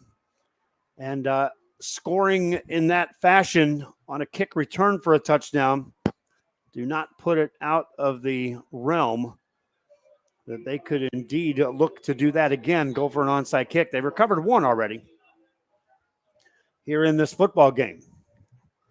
Leading 21-0. Second kickoff of the second half in 12 seconds is away. This is a deeper kick, returnable for the Chargers. Fumbled. They'll now pick it up and now drop it again. Now that's a loose ball out across the 15-yard line, and we'll wait and see who recovered that. Collective gasp in the stadium here from the veteran side, man. And that was a close one. Reminiscent of that earlier onside muffed kickoff, right? And again, number 3 there trying to track that one to Jose Sanchez. And thank you for Veterans Memorial fans. He fell on top of it and got the ball back. Chargers do have it, and so now their offense can make their way out onto the football field. First possession of the second half for the Chargers, and we talked about there becomes a time in which you look to do things outside of your comfort zone on the offensive end. They'll pitch it here, bounce it outside, get to the 20. It's good enough for a 5-yard gain. Yeah, Gilbert Trio there on the outside, and that's a playmaker. And we talked about how do you get the ball into his hands ahead of that line of scrimmage, right? And he definitely has electric speed in his capabilities. Number 10, they're trying to get a block on the outside for Jerry Gomez, who I'd like to see them throw the ball to, Jerry Gomez. But they're trying to get a block, couldn't quite seal out the defense back, or Trio would have been gone for a long one. Got an 8-yard gain out of that, so a good spot there. 2nd and 2 for the Chargers for Montoya. Back in quarterback, going to keep it, pitch it outside. This is going to be Trio again. He's got a first down as he takes it out across the 30. Well, Trio looks like he wants to explode for a touchdown. I mean, those legs are pumping. He's angry. He wants an angry run right now. He wants to get downfield. He wants to get some points on the board for his team. And so I agree with going to that well right now with Trio, your playmaker, because he's got that attitude that you need. He's one of the seniors on this football team playing here with his back against the wall on what remains of his high school career. First down play here for the Chargers. First man through. He's got some room. Takes it out across the 35 to about the 37-yard line. That's Trevelyan's first carry of the second half. Yeah, and again, I think he's nursing an injury. I've said that a couple times, but it has not really slowed him down as far as first contact. Now, once he gets to first contact, that's usually the last contact, but he does a good job of getting through that hole and just kind of powering through whatever it is that he's dealing with. He got 5 yards there. He's got 10 carries for 55 yards unofficially here in this ball game. 2nd and 5 for the Chargers. 2-minute motion. Here comes penalties on this. They're going to blow it dead. Montoya carries it. They didn't blow it dead. They should have. So regardless of the gain there, this one's coming back. Yeah, Montoya finally getting some light there, right? And, he hasn't really been able to get out and make a big play happen too much. He's kind of limping as well. He took that big shot early in the first half. And so, you kind of have this question right now, Joe, right? Like with the Chargers, what's left in the tank? I feel like last week was they're kind of like, put it on the table. We're going to go and upset this Fisher North team. Now you're dealing with what's left in the tank. It's still impressive because it's 21-0, but what do they have left? 5-yard penalty. Chargers now facing 2nd and long at 2nd and 10. Ball at their 33. First possession of the second half for the Chargers. If you weren't with us at the start of the second half, kickoff was returned for a touchdown. Keeper here by Montoya. He'll take it, got that 5 yards back, but now it's 3rd and 5 coming up for Brownsville Veterans. Yeah, Montoya there, I feel like he desperately wants to make something happen. He's taking the team on his shoulders right now. He's a junior quarterback, a big stage right now. He hasn't shrunk from it, but I feel like he's waiting for his moment. Got 7 yards on that, so it's 3rd and 3. Clock running with 9:15 to go in the third quarter. They got the air conditioning on in here. Cooled down quickly. 3rd down and 3 for the Chargers. Pitch short side of the field. That's across the 40. First down across the 45. Midfield. That's Trio again. I tell you, Trio is running on pure emotion right now. His physical skill obviously is there. But, I mean, look at this. He takes on the outside there, gets the edge. Great blocking, clean blocking, by the way. And he should have been tackled 4 yards back, but he dives forward to get every inch that he can for his team. First down play. Chargers now in Miller territory. They've been here a couple of times. They've had a red zone possession in this football game, despite the fact they have nothing on the scoreboard as far as points. Trevelyan this time. Slice through. Ends up gaining 8. And Aaron, how close was he to breaking that? He was. I mean, it's amazing. Again, you're talking about grit right now, determination. You're talking about pure emotion that some of these guys are running on. I feel like really Trevelyan right now is running on pure emotion. I mean, these guys want it, Joe, and you can see that on the field. 2nd and 2 coming up for the Chargers of Brownsville Veterans. Down 21-0 from the 41-yard line. Montoya pitches out. Trio this time nowhere to go. Yeah, great job there by number 22, Donovan Christian, the defensive back junior for the Buccaneers. And, he just did a great job because he was anticipating the pitch and he just stayed home. If you over-anticipate, if you try to be too aggressive on the option, the guy's going to get right by you. And so great job there on the outside. And this Miller team is doing a good job containing that option. Surprisingly, the Chargers have made a pretty good drive out of it. 3rd and 4 for Montoya. Takes a look, settles him down.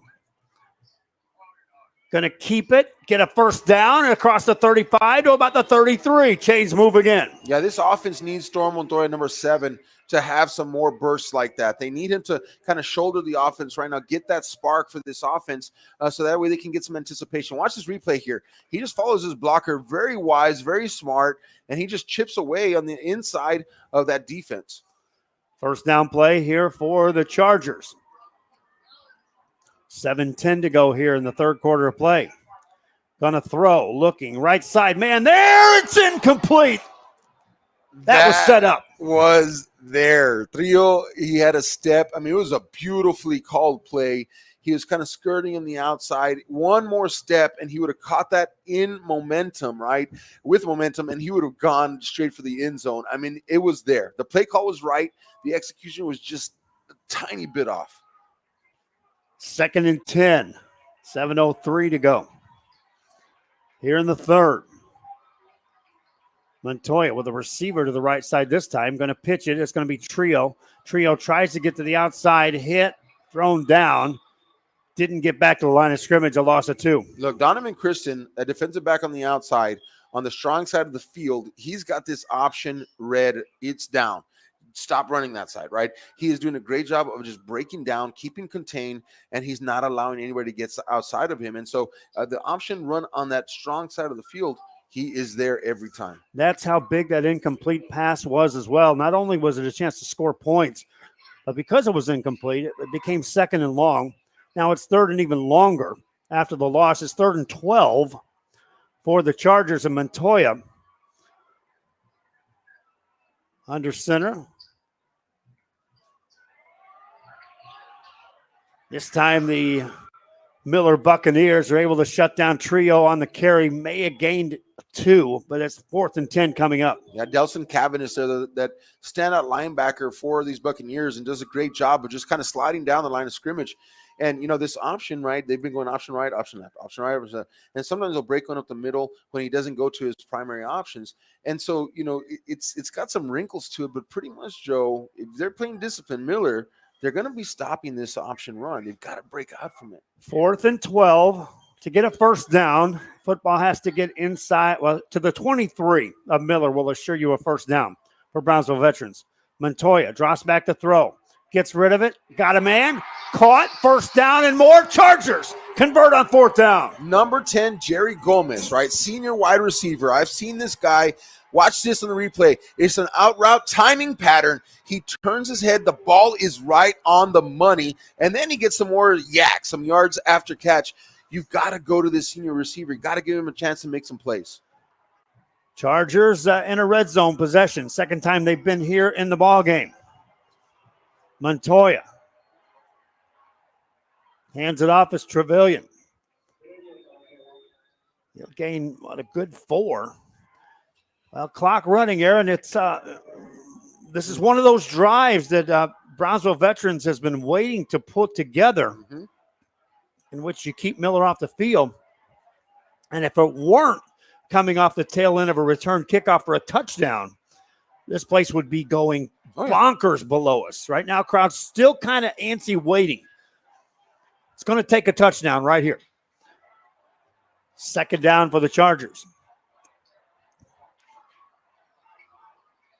Quick pitch. It's Trio. Trio got a block. Inside the 10. Down to the 5. Down to the 3. 1st and goal coming up, Brownsville Veterans. Delson Cavan saves a touchdown there, but Trio would not be denied. He wanted that touchdown so bad. Watch him here. Cavanis comes across, and he gets his mitts on him right there and makes that tackle. If it wasn't for Cavanis, that would have been a touchdown. 1st and goal coming up for Brownsville Veterans. Fans on the home side on their feet here at Sam Stadium. First down play, Montoya on a read, keeps it. Montoya, touchdown, Chargers. Touchdown, Montoya. Watch this replay here. Confidence. Cavanis gets an arm wrapped around him, but it's not enough to pull down the strong quarterback, and he calls his own number. After calling the crowd to calm down, he says, I got this one, and he punches one in for a touchdown. That was an impressive drive. First time touching the ball in the second half. Took nearly 8 minutes off the clock and put it in the end zone for the touchdown. Extra point coming up for the Chargers is away, and it is good. 21-7. We're back to that 14-point separation. All has been done, Aaron's 12 minutes are gone and 2 touchdowns later. I tell you what, that big kickoff return, the hats off there, right, to Miller, because that really changed the dynamic of the second half. Corey Holmes there breaking one open, because if you remove that, obviously, then it would have been 14-7. And so, it still feels like a 14-7 ball game, even though it's 21-7 because of that one flash play. And so now you're Miller, you know that you can score on special teams. You put 2 touchdowns, but this is your time to really kind of go for the jugular, if you will. If you're Brownsville Vets, this is your chance to get a stop. Eric Alexander is down on the sidelines. Let's get a quick thought from Eric, who was down there with a good view of that touchdown play by Montoya. Eric. Hey, Joe, that touchdown, this is what this stadium needed. Everybody on this sideline was rooting for that throughout that entire drive, and for them to actually hit pay dirt, that's going to lift the spirits. But now this defense needs to come out here, make a big stop. This game's not over, but it's pointing in the right direction for the Brownsville Veterans squad. Thank you, Eric. Again, here we go with a kickoff. Chargers tried with a short kick last time. It turned into a long return. They'll kick it here. Another short kickoff. It's going to be fielded by the Buccaneers. They'll take a knee at the 32-yard line. 4:17 remaining. Well, we saw the defense make some stops, some 3-and-outs. We saw a couple of punts by the Miller Buccaneers. And now the Chargers are going to have to come up with some more magic.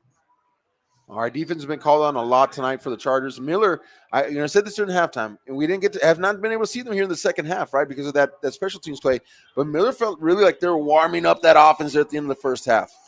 Here come the Buccaneers. They've outgained the Chargers, just 234 to 203. Talk more about that in a minute. Trevor Long is ready on first down, wants to throw. Slings a pass. It's going to be caught by Corey Holmes. He's quickly hit. Short gain, big hit that time by the Chargers. Yeah, big hit, but it was after 5 yards. And just as easy, he was just able to dump it as a receiver. And they're giving a lot of cushion to those receivers. And so those 5 to 6 yard pass completions are going to be open. Trevor Long, 14 of 23 in the passing game. Penalty flag there. That looks like that's against Miller. It is. Look, these penalties right here, I'm going to say due to the crowd, Joe, because this crowd is alive. It is loud right now. This side of the stadium specifically, I mean, it's right here in the year of Trevor Long. They are on their feet here at Sam Stadium trying to make some more noise as well. Under 4 to go here in the third quarter of play. Trevor Long is ready on this play.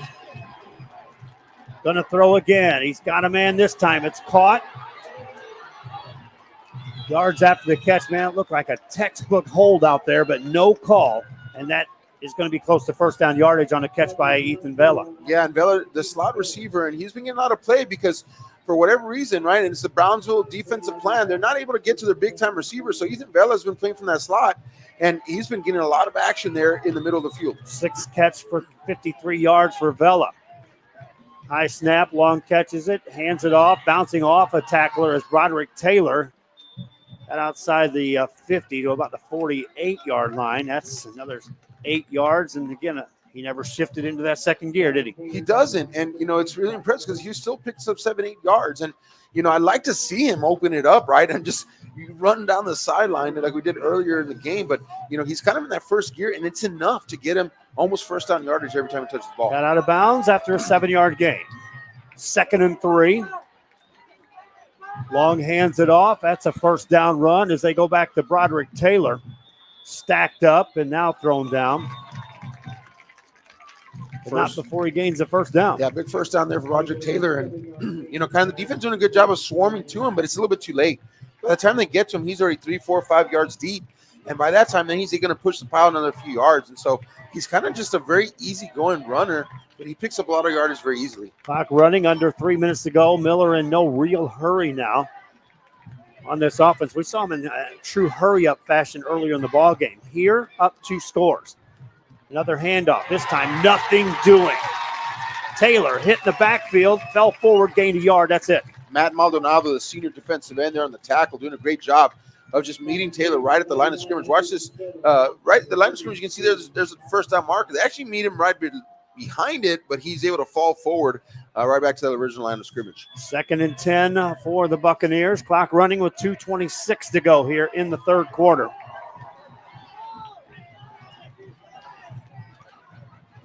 Pass play, that's going to be caught. Nearly picked off, but what a job by Roderick Taylor on that catch. Yeah, number 13, Josh Bettis, he had a jump on it. He had one hand in front. I think if he had half a step more, he would have been able to put two hands on that football. It could have been an interception, but Roger Taylor muscling the ball from him, doing a great job, receiver, 3rd down. Draw a line in the sand here if you're the Brownsville Veteran Chargers. It's 3rd and 5. Long hands it off. That's going to be a first down into secondary, running downhill inside the 30. Roderick Taylor moves the chains again. Yeah, Roderick Taylor, just a big, physical, strong back and doing a great job. He has contact, and then he spins around that contact for even more yards. And so I just kind of feel like he's just warming up right now, Joe, and this is not the time for Brownsville Veterans to want him warming up. He's got 2,000 yards rushing coming into this ball game. Tonight, 16 carries, now 72 yards. Another first down and another carry for Taylor. In the secondary again. Got inside the 20 to about the 18. That's good enough for 11 more. Yeah, Alex, number 6, Jaime Martinez. They're on the tackle for the Brownsville Veterans Memorial. But again, a lot of times, by the time they're tackling Roger Taylor, he's already in behind the linebacker into the safety zone, and that's too late. Minute 5 to go here in the third quarter. This is a sustained drive by the Miller Buccaneers. It's Taylor again. Hit this time. Stays on his feet. We'll watch the progress. He probably got back to the line of scrimmage. That's it. Yeah, and really what you're seeing right now is kind of like this Brownsville Vets defense is trying to muscle some of that physicality back that they had earlier in this ball game. They are starting to show a little bit of fatigue now as this offensive line is just kind of getting a push every single time. But great job there holding the line. Buccaneers up to the line of scrimmage, ready to go. On 2nd and 11. Long to throw. Throws it. End zone. Incomplete. What a huge hit. Did they call that a touchdown? No way. He's going to say he caught the football, Joe. He says he had possession of the football before it came out. Let's see if we have the replay on that. Yeah. Here it comes.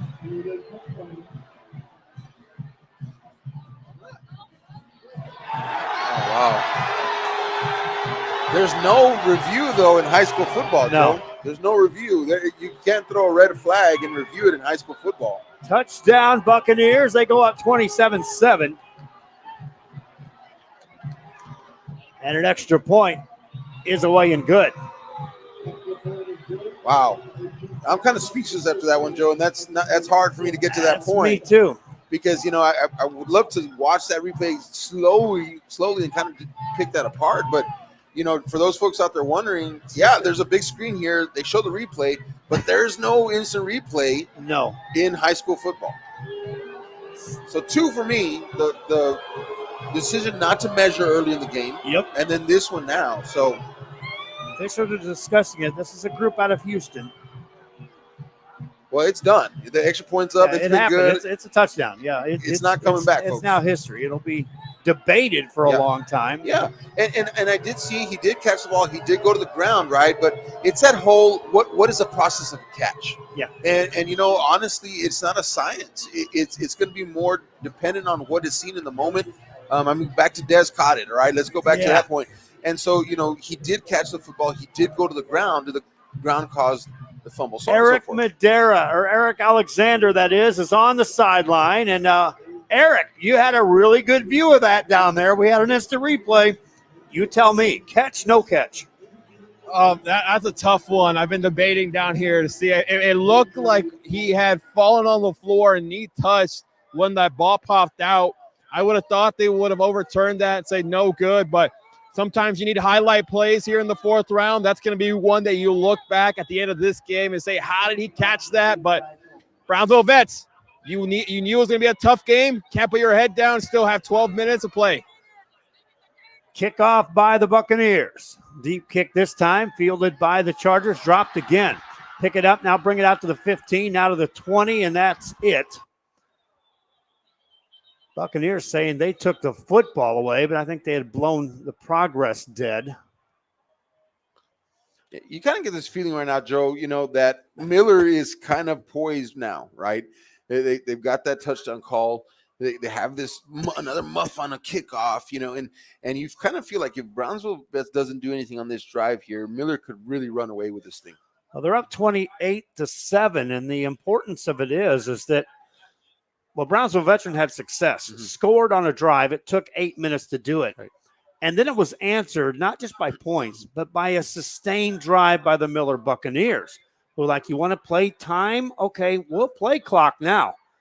So here come the Chargers on a first down play. Montoya going to keep it, bounce it outside. Thrown down after a short gain, maybe 2. Yeah, Montoya doing a good job there. I mean, you can see the fight that he has in him. And there at the end, instead of just kind of taking the hit on, he spun, trying to get some more yards. He really wants to kind of ignite this team right now. But really for me, right, as we go to the fourth quarter, the playbook's got to open, Joe, your Veterans Memorial. I mean, this Miller's already got you.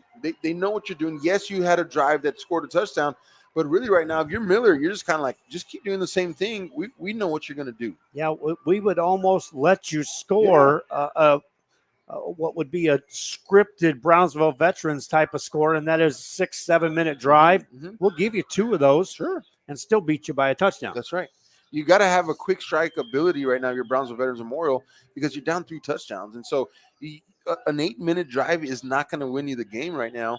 And Miller knows that. And so Miller's kind of going to hold on. I feel like they're kind of in this mode right now, Joe, where they're starting to settle into this thing and say, especially if they get one more stop, get one more score, they're getting ready for next week. Second down for this Charger team. Montoya, ready to go. Charger offense now over 200 total yards, 176 of that on the ground, 29 through the air. We'll pitch it wide. Trio on the run, got out of bounds at the 30. That's near first down yardage. I think he's a yard short.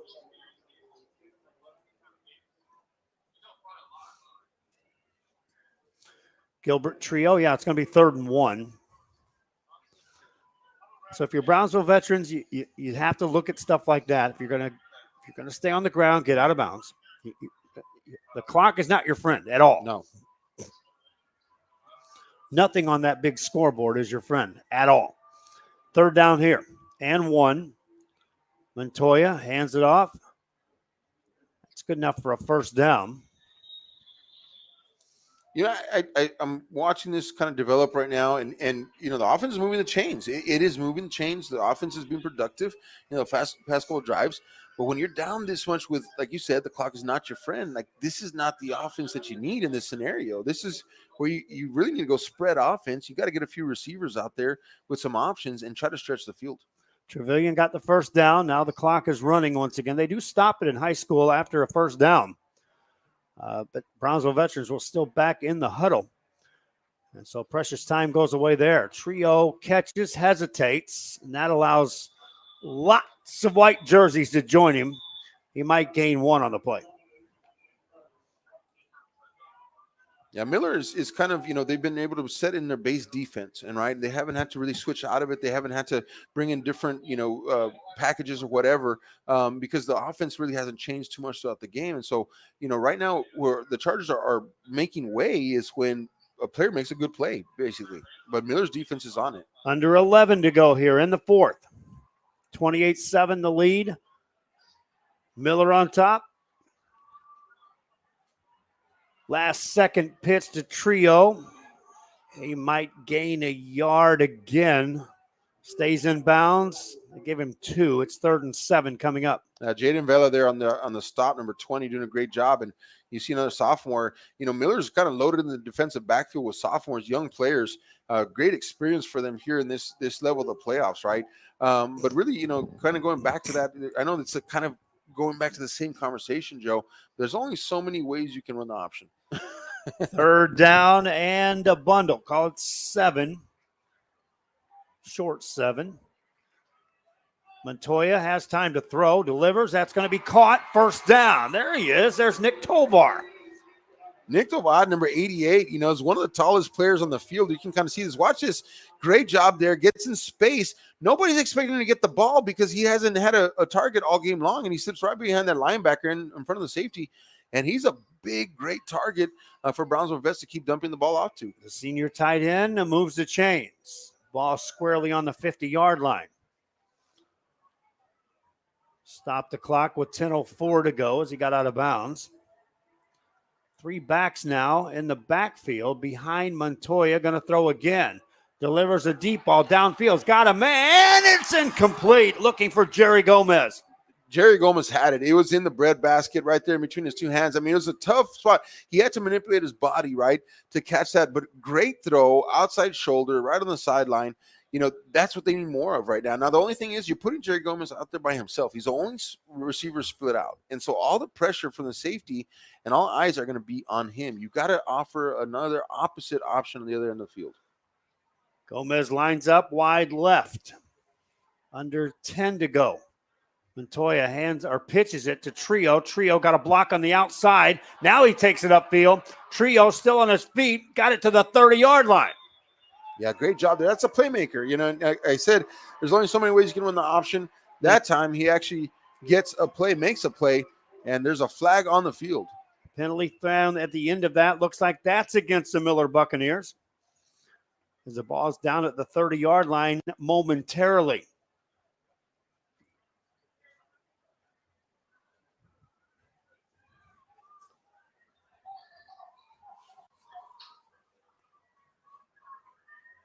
They're going to take a walk on the Miller side, and it's a biggie down to the 15.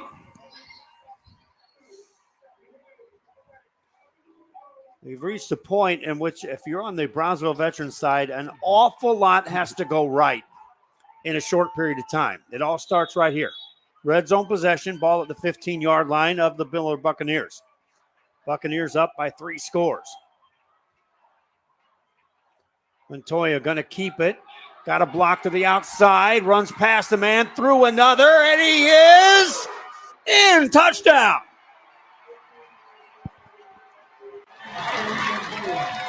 Sheer determination by Montoya on the outside. I mean, I tell you what, he just really willed himself into the end zone, following his blockers, patience. But right here then was all Montoya. He saw the pylon. He knew he had to be inside of it, and he gave his best effort. Montoya keeping his team in the game. Extra point coming up for the Chargers. We can keep that crowd mic up. That's good. And it is good.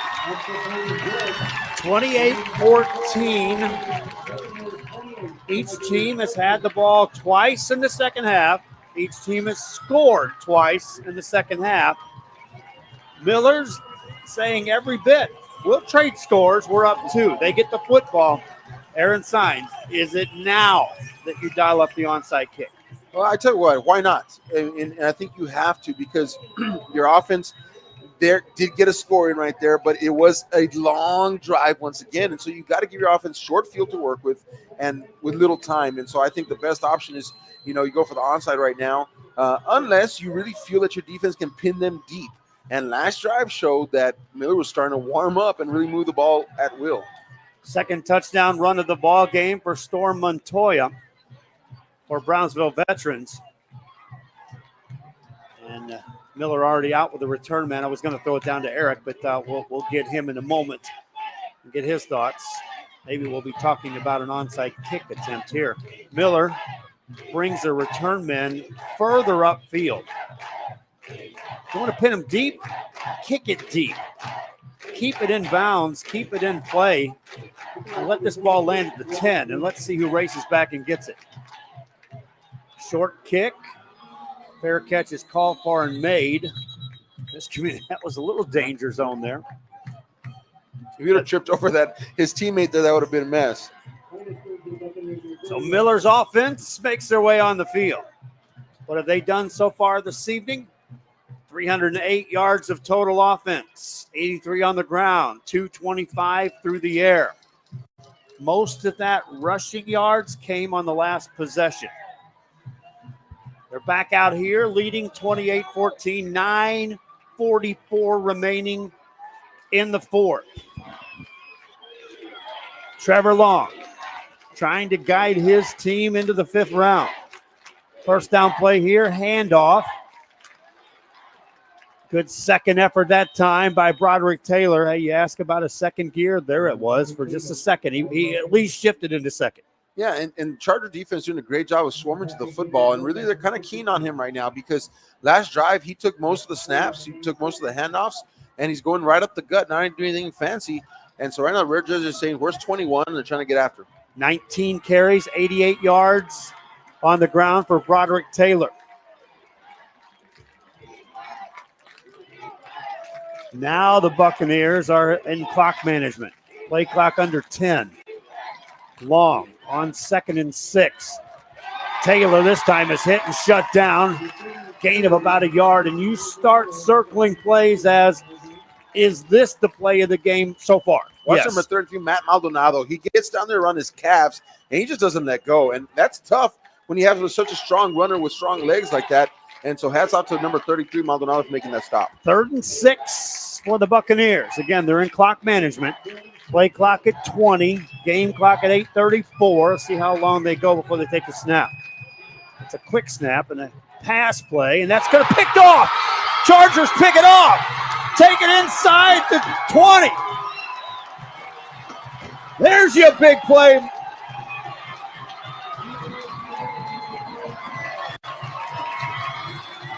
Eros Pineda with the interception for the Chargers. Man, I wanted to give the crowd as much time on that one, Joe, because the excitement, the energy. We're right next to the Veterans Memorial coaches, by the way, and these guys are going off over here next to us.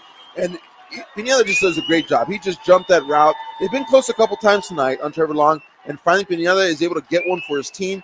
And the offense has got a shot. 8:22 remaining in the ballgame. Just the 4th interception of the year for Trevor Long. First down for Brownsville Veterans. Ball outside the 20 at the 23, maybe the 24-yard line. They'll hand it off up the middle. Trevelyan with a big carry. Takes it inside the 15. Energy right now, Brownsville Veterans. Alvin Trevelyan, man. I tell you what, I think he's on one leg right now. And watch him. He just powers his way through that. Sheer will and determination by Montoya, Trevelyan, anybody who's touching the ball for the Veteran Memorial Charger right now. They got 8 yards. It's 2nd and 2. Clock goes under 8 minutes to go. Again, the importance of this is to score quick if you're Brownsville Veterans. It's not just get points. You have to score quick. You have 2 scores you have to make up. Trevelyan on the fake. It's a quarterback keeper. Montoya, touchdown, Chargers. Oh, my. Watch this replay. Montoya, again, carbon copy of the last drive out. Right-hand side, powering his way to the end zone. He would not be denied 2 touchdowns in a row, 3 on the night for Montoya, and he is single-handedly, along with his offense, putting this team on his back right now and powering the Chargers to this comeback. Extra point coming up for Brownsville Veterans. It's a booming high kick. Into the street, it's good. 28-21, 1-score football game, 7:46 left in the fourth. It's almost as if that extra point was a statement, right? Like, boom, I'm going to put this in the street behind the brought-in bleachers from the, wheeled in by a truck or whatever. And Brownsville, they are alive right now, and it's good to be a part of this. Now let's go down to the sidelines. The guy with a great view of that is Eric Madera. And let's take a listen at what Eric just witnessed down on that field. Whew, you just witnessed one of the biggest plays of tonight. This offense for the Brownsville Vets, ever since halftime, they have flipped the switch. The fire is underneath them, and they're going to cook. Still a lot of time left on this game, but this squad for Brownsville Vets are charging forward. Charging forward indeed. And now it's kickoff time for the Chargers. Thank you, Eric Alexander, down there on the sidelines. Well, I've said it 4 or 5 times. The onside kick. Right now, with the return men up around the 25, you can kick it over their heads. And I don't think there will be a return out of this. Chargers to kick it. They do. Booming kick this time. Lands in and out of the end zone. All right, Aaron Signs. Well, I just got to say something, right? I don't know if y'all can pick that up on the broadcast, but this crowd has been yelling "Si se puede," right? That's an old Cesar Chavez, right? Chant from the United Farm Workers of America. And but it is resonating from this stadium tonight as this RGB is kind of surrounding this Charger football team. And for you Miller fans listening out there, please understand, right? Like just the emotion of this game. I mean, your Miller team has come in. They're excited. I feel there's a mutual respect here at the stadium tonight, and it's a beautiful thing. So here comes Trevor Long. Again, his team leads by 7. Hands it off. It's Taylor running hard, hit hard, stays on his feet, and Broderick Taylor ends up gaining 3 out of what should have been nothing. Yeah, talking about sheer will and determination. Now, Broderick Taylor showing that on his end over here, and he would not be denied those extra yards that he was pushing for. And he kind of was stopped at the line of scrimmage, but then he burst forward for a couple more. Lost a helmet in the play, so he'll have to leave the football game for at least a play. Taylor got 4, 2nd and 6. Clock at 7:30 and counting here on the 4th. Long hands it off. First man through hit. It's going to be Nigel Glad. Glad gains 4 more. It's 3rd and 2 coming up. Yeah, big hit there by the linebacker again, and who other than Jaime Martinez, right, the senior, and you can see that on the replay. However, that's inching close to that first down marker, so big hit, but after a few yards. Glad stays in the game as Broderick Taylor is on the sideline. 3rd down and 2. Long hands it off. Taylor, second effort. He should get a first down across the 35. Yeah, and I'm surprised that they're going to leave Broderick Taylor off the field. Now he comes back on, but they ran with number 35 again, Nigel Glad, and the sophomore showing the youth of this team, right? It does enough to get a first down for his team. First down, the clock runs. 6:44 to go in the 4th quarter. Trevor Long looks to the sideline. Play clock at 20. Has Taylor to his left. Remember, he's got receivers all over the field that can make plays. It's Taylor running right. Taylor in the secondary, running downhill, running over a couple. Got it to the 50. Yeah, Taylor's going to show what he's made of right there. Again, remember, total yards for this young man, 2,563, plus what he's got tonight. And this is an amazing top 75 stats-wise in the nation, by the way, for running backs. And so he's kind of coming to life here when they need him to for Miller. He's over the century mark in yards carried. 22 attempts, 110 yards. Brownsville Veterans burns a timeout. 6:10 to go here in the 4th quarter. And that Charger team over there talking things over. Again, it's been a heavy dose of Broderick Taylor here in the second half. Yes, there was a kick return for a touchdown, and don't lose the fact in that flipped the script on how this second half started. But since then, anything on the offense that's been produced has been by Broderick Taylor. And remember, folks, we started this second half 14-0, and now we're 28-21. Like, I'm trying to replay in my mind all these things that have happened to get us to this point. But like you said, right now, they've got Broderick Taylor in the backfield. Don't risk another interception. And I think they said, if he can get us first downs, we're just going to keep handing it off. It's going to take Veterans Memorial to get him in the backfield or force a fumble. They may have to sell out against the run. And again, there's some dangerous guys out there that have been catching passes all year long. 6:19 to go in the 4th. First down for the Miller Buccaneers. Trevor Long passes it. It's going to be incomplete. They threw a penalty flag, false start first.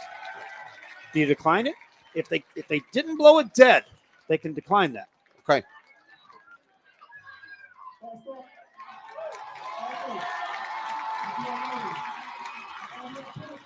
They're going to take it. So 1st and 15 now. 1st and 15.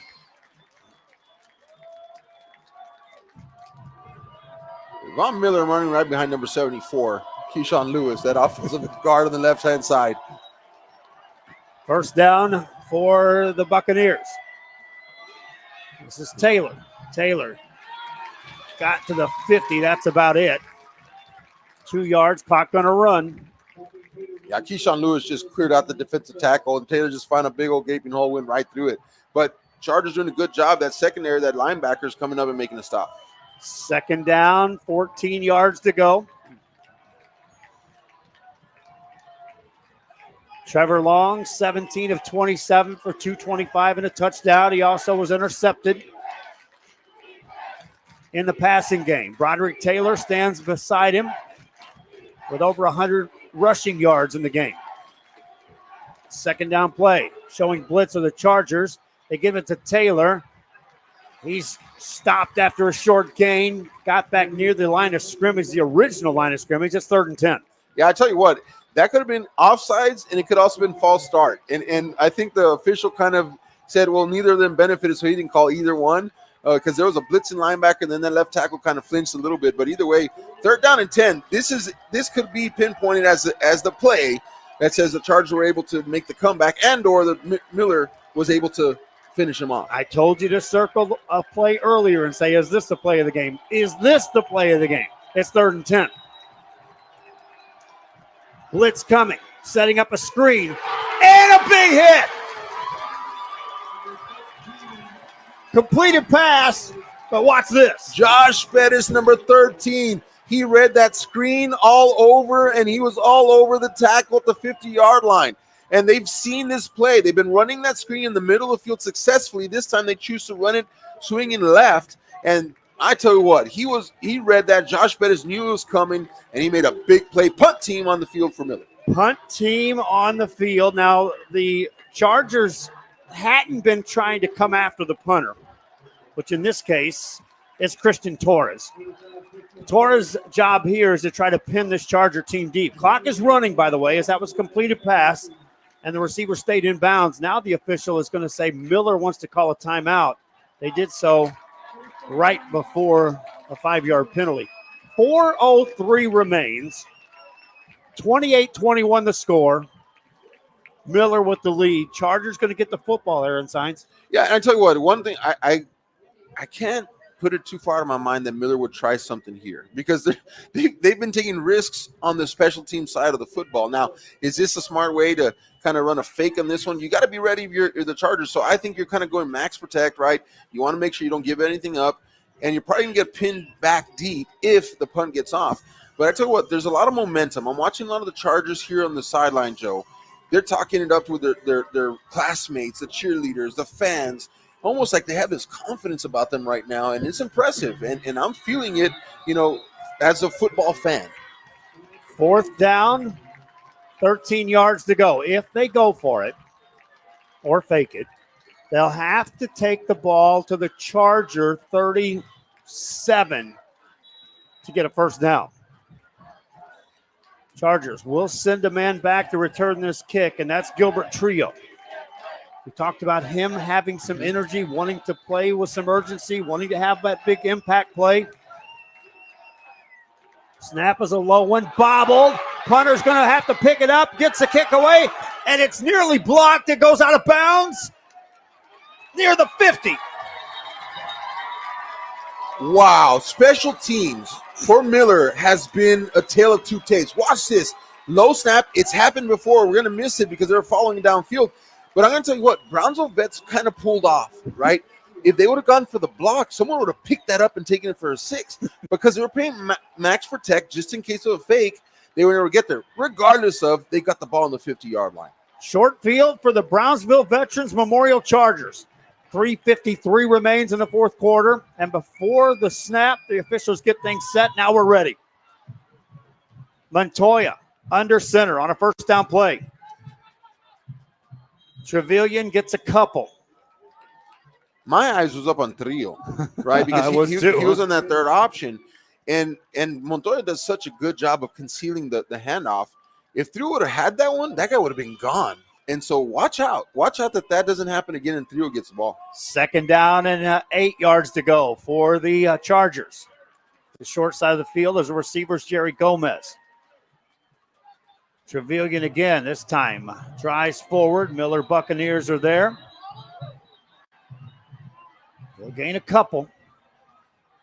Yeah, 53 there in the interior for Miller, doing a great job. Donovan Otero, and I called his name earlier. And those defensive linemen, they don't get called a lot because they're taking the blocks with the linebackers to make the tackles. But those defensive tackles have had a long game tonight, and they've done a good job in the middle of that triple option. Clock running. We're under 3 to go here in the football game. Montoya wants to throw. Does. It is caught and then dropped. That's going to be a first down for the Chargers. Jerry Gomez there on the outside. I mean, he's been consistent for them. Watch this. Montoya has to turn his body because he's running left. So he catches this, drops it on the field, comes back to recover. Wow. Chains move for the Chargers. The official blows the whistle on the far side of the field. We talked about you can't review this stuff, Aaron Signs. Right. And it's hard. These things are happening so fast out here. I'm wondering if they're going to test the validity of the catch. But they have to go with the official called initially because there is no review. But they can discuss it. Here's a Whitecap. Whitecap's going to make the official announcement here, the referee. No, not going to say anything. First down. First down, Chargers. Ball at the 35-yard line. He'll start the clock on his signal. That's what he's indicating right now. And there we go. Clock running with 2:46 to go. For some reason, they've blown it dead. So some extra seconds here for this Charger team and the offense. Montoya takes a snap, going to throw. Straight drop back, delivers a pass. Man, wide open. Caught on the sideline. That's Jerry Gomez. Jerry Gomez has been waiting all night for this opportunity. He's been patient. He's been blocking for his teammates, looking at him downfield. He catches this. He kind of has to figure out where he's at. He realizes that he's still inbounds by a yard, so he tries to get a couple more. Good for this young man because he's been a team player tonight. Now he's getting the opportunities late in the game. 2:39 to go here in the fourth quarter. Chargers started to drive on the 50. They're now inside the 20. Short side of the field, right side running. Trio. He'll get out of bounds, but not before he gains 7. You want to keep the ball in the hands of your most experienced players, right? Playmakers, obviously, but Trio is very aware of what's going on. He knows he needs to get upfield, and he knows he needs to get out of bounds as well. And playmaker like that with the wisdom, you got to get in his hands more. Give it to him this next play if you can. 2:35 remaining in the fourth quarter. Chargers, a red zone possession. Down a score at the Miller 13. Keeper by Montoya. Right side. Ran through one. Thrown down violently there after he gained a couple. Looked like he got a first down. This is a replica of his last 2 touchdowns. Same area of the field, same direction. This time, Miller doing a good job of getting outside, forcing him to the sideline sooner. But because he fell over a defender and rolled out of bounds, clock is dead. First and goal for the Chargers of Brownsville Veterans. 2:30 to go here in the fourth quarter. Trevelyan in the backfield behind Montoya. Takes it on the carry, right side, inside the 5. Dives forward to the 1. No indication yet. He's down. It looked to me as if he rolled over the defender and then stretched the football over the goal line. Let's see if we can see on this replay. It's really tough. Watch this. He goes down. Is his knee down? Not yet. Look, he's on top of a defender. His head is down. But it looked like the football was over the goal line. Great camera work right there by the BISD crew. Awesome job. Second and goal. Montoya under center, drives forward, and score it. Touchdown, Chargers. Now, do you go for 2? You're at home. Yeah, just because we're next to the coaching staff up here, they got the 1 up. I think they're going 1. Okay, we have privileged information there. But I don't know. We'll see. I tell you what, coach right here, he's running across, getting somebody out on the field. It's the kicker. Yep, Joseph Brock, get out there. He's the holder. Yes, sir. 28-27 with 1:51 to go here in the fourth quarter. Out of the hold of Joseph Brock. Chargers trying to tie it up.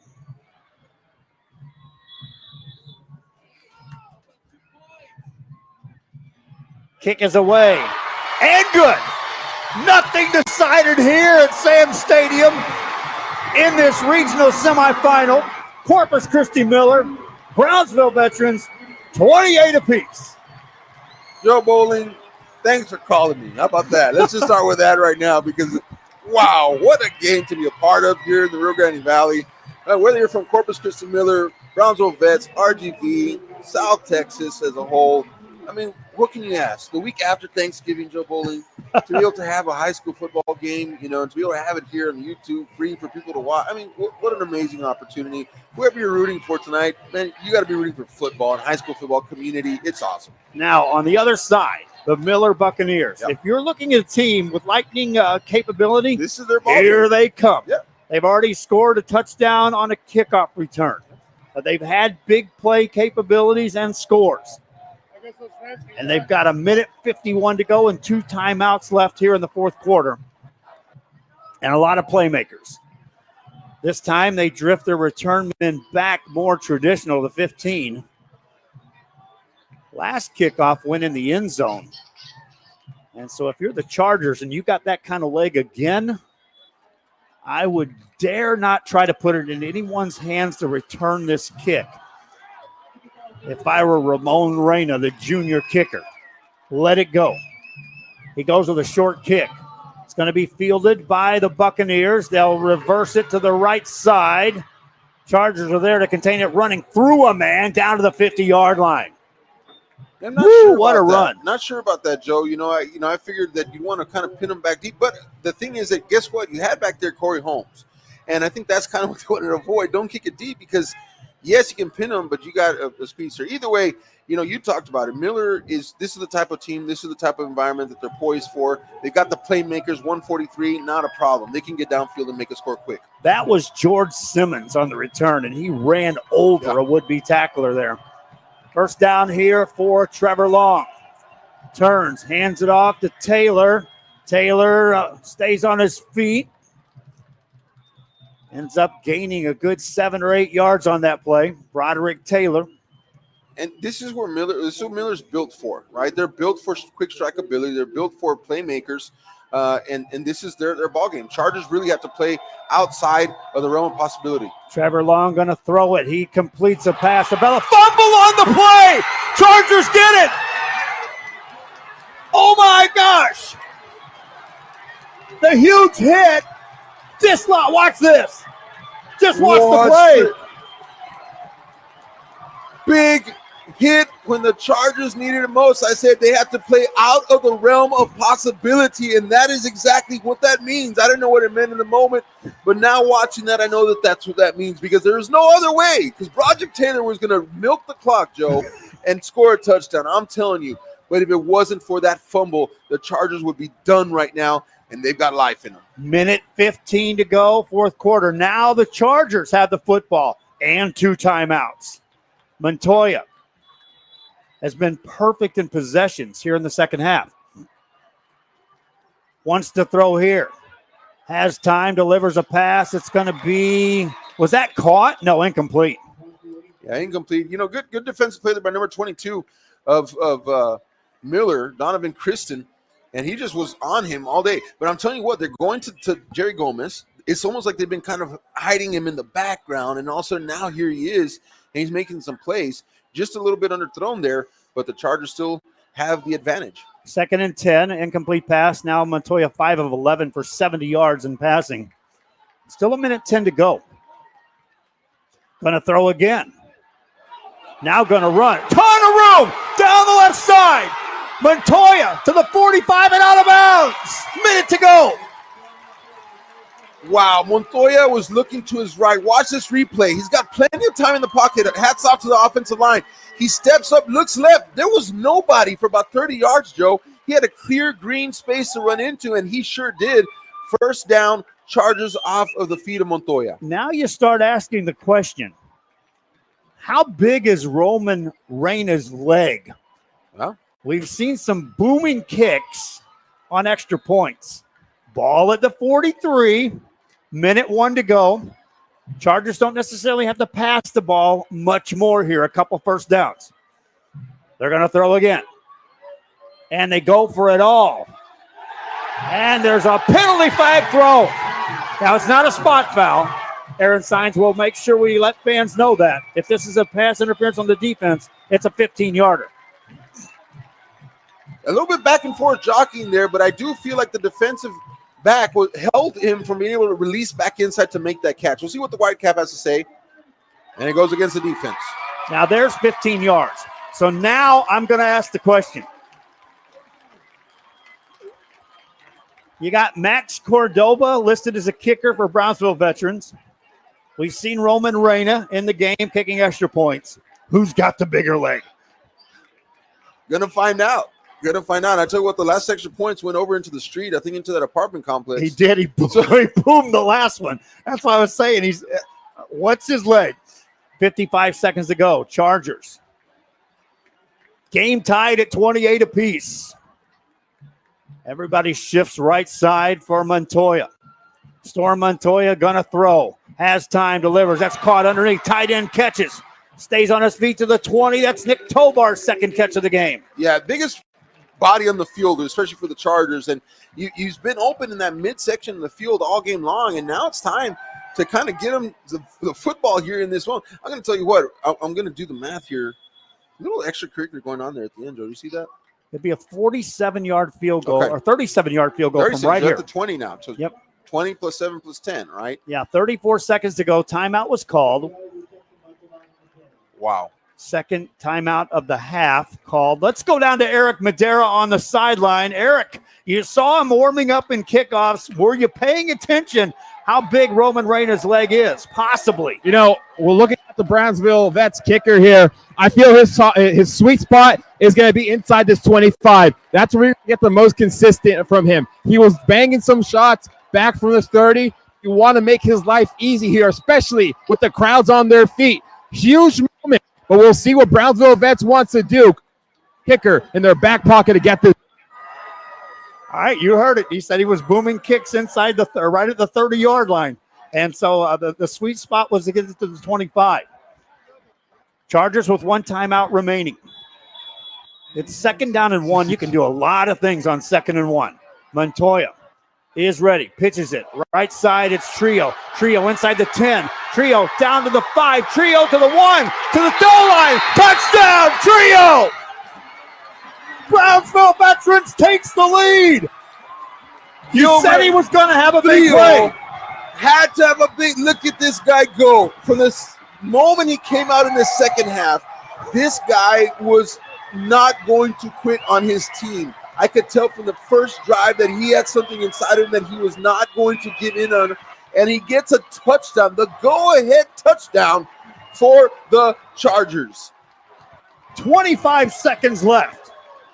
Well, now we look at the leg of Roman Reyna. How far will he kick this one? From Brownsville over the street again.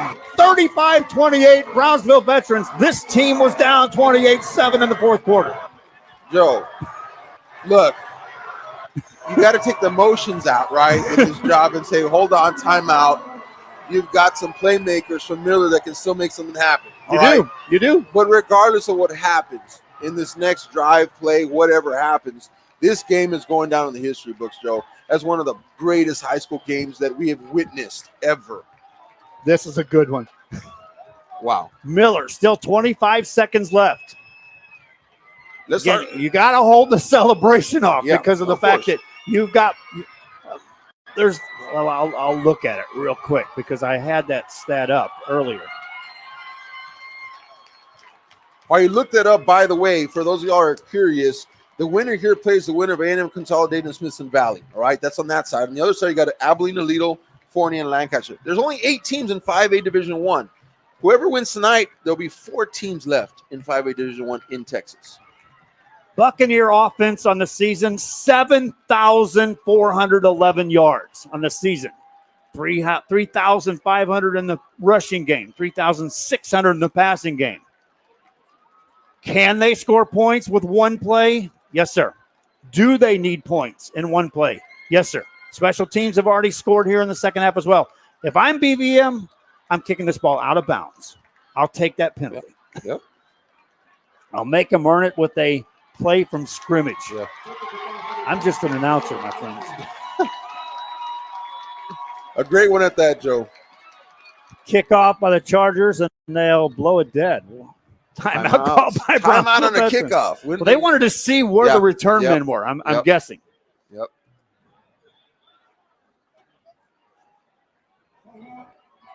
All right, let's go down to Eric Madera on the sideline during this timeout. And Eric, we were talking about field goal opportunities. Now let's talk about, you watched the Miller Buccaneers warming up. Big play capabilities here. It's not over by any stretch. Not at all. This Miller squad, they understood that they've had the ball game in their hands throughout most of this one. They're going to come out here with full fire, but this is where this defense, who's been playing stellar for Brownsville Vets, has to come out once again to close this game out. They are a couple seconds away, 25 to be exact, from making the next round and continue on their playoff hopes.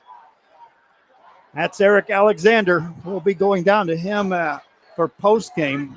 If we get to a post-game in this thing, ooh, I don't know what's going to happen. Well, speaking of post-game, Brownsville PD is lining up on the sidelines here. I think they're anticipating a field rush one way or another. They could. Well, they talked about that they could bring the goalpost down. Kickoff by the Chargers. There's a short pooch kick. This is returnable.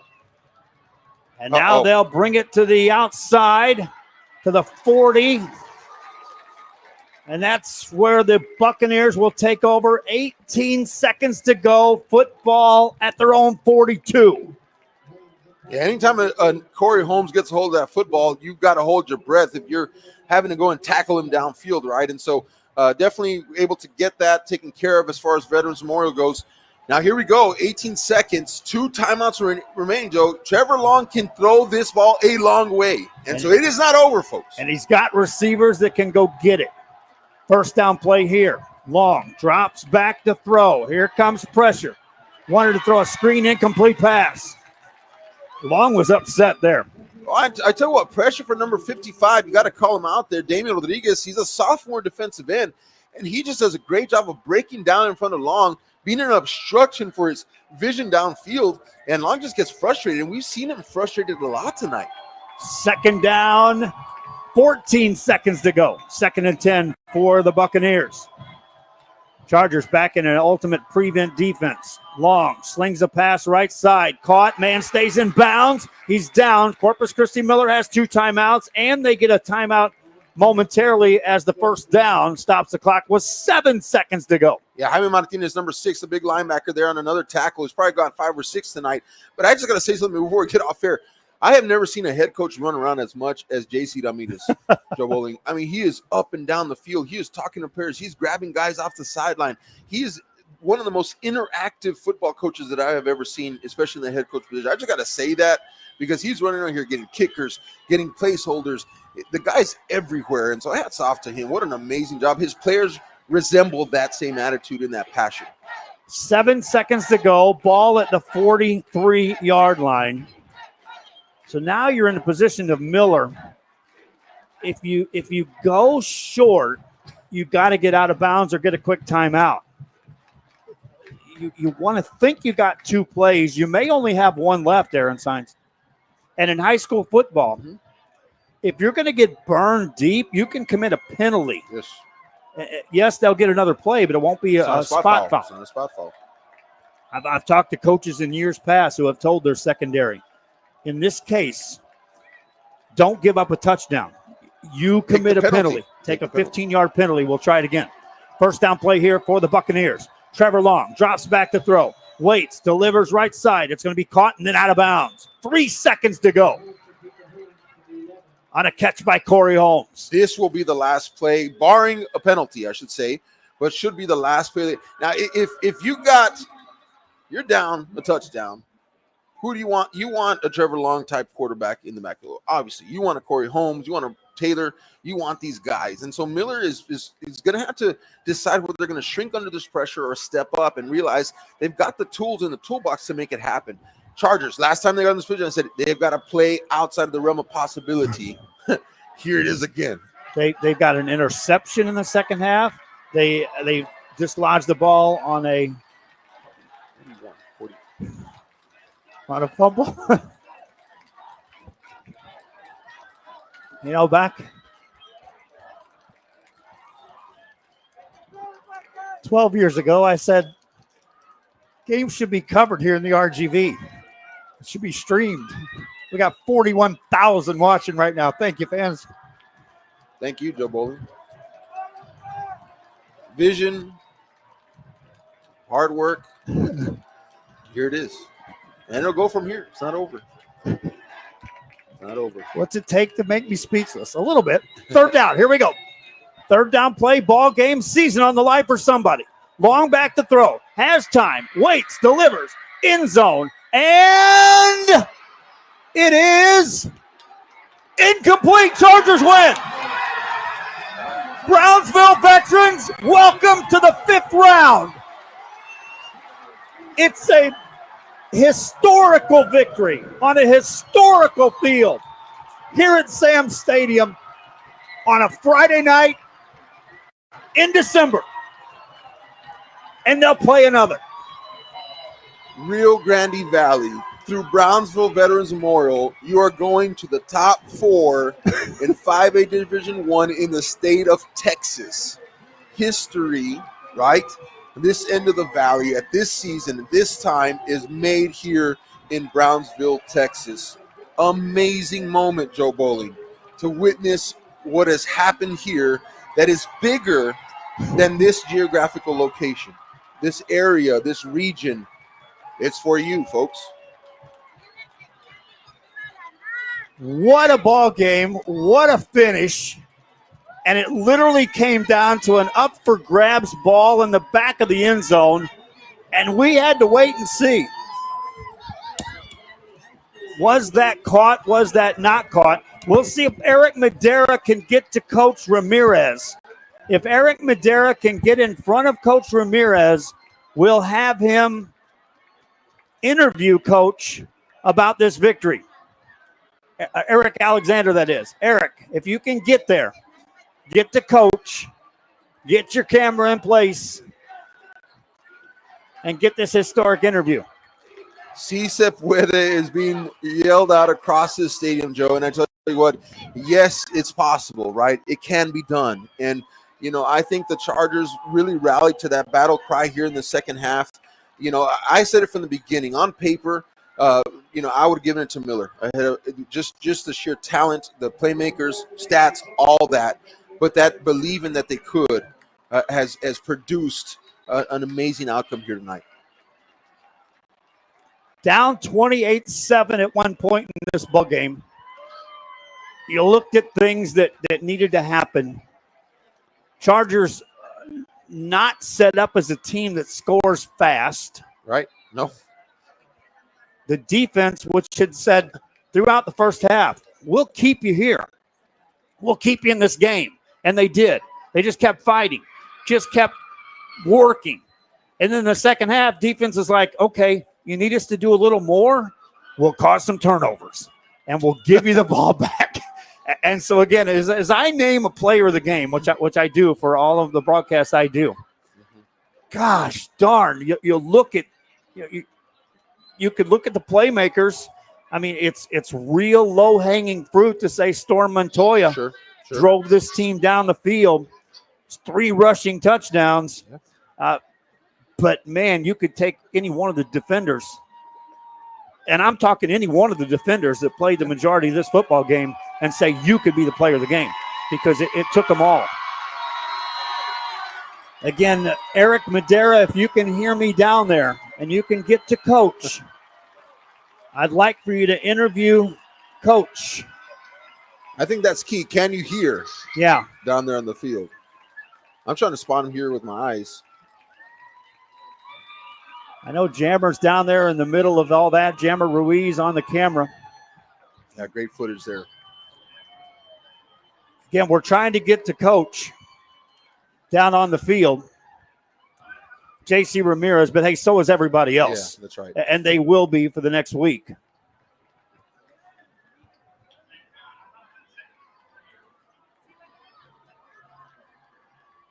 Eric Madera, if you can hear me, we're still looking to try to get Coach Ramirez.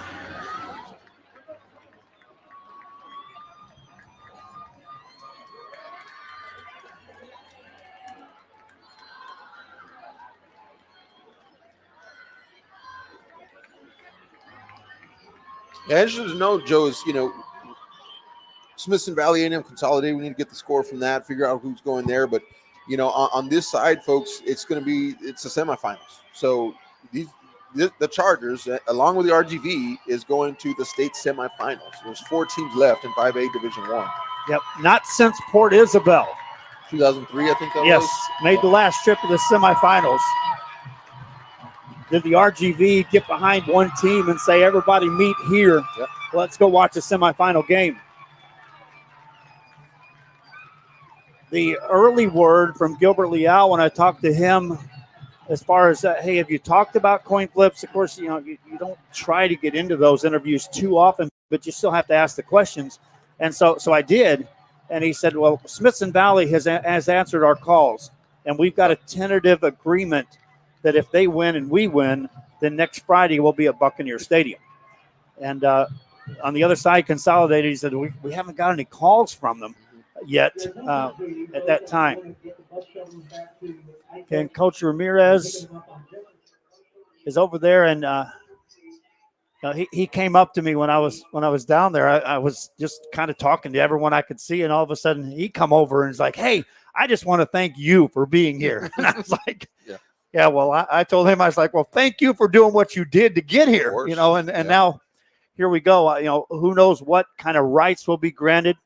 I do know that, when I started broadcasting down here in the RGV, I started with a little thing called Listen Live with Joe Bowling when the guys at the newspaper said, hey, you ought to be broadcasting. You've done so many games and the Valley needs to hear you. And I was like, well, there's no radio stations doing games. What do you do? And they're like, well, you need to talk to somebody. And I was like, well, what about streaming games? Let's start streaming them. And I started Listen Live. And so there's that in my back pocket always that says, don't give me the rights to video. I still know a thing or two about radio. Oh, you do. And we can bring it home. Ramirez over there. Wow. Yeah, they got him here on camera, and just watching his emotions right now to me is so telling. It speaks louder than words. There's right there Storm Montoya.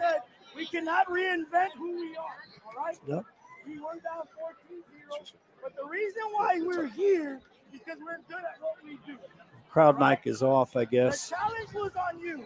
I told you, nobody decides when you're I think that audio is coming through from Eric. red, white, and blue. Let me say that again.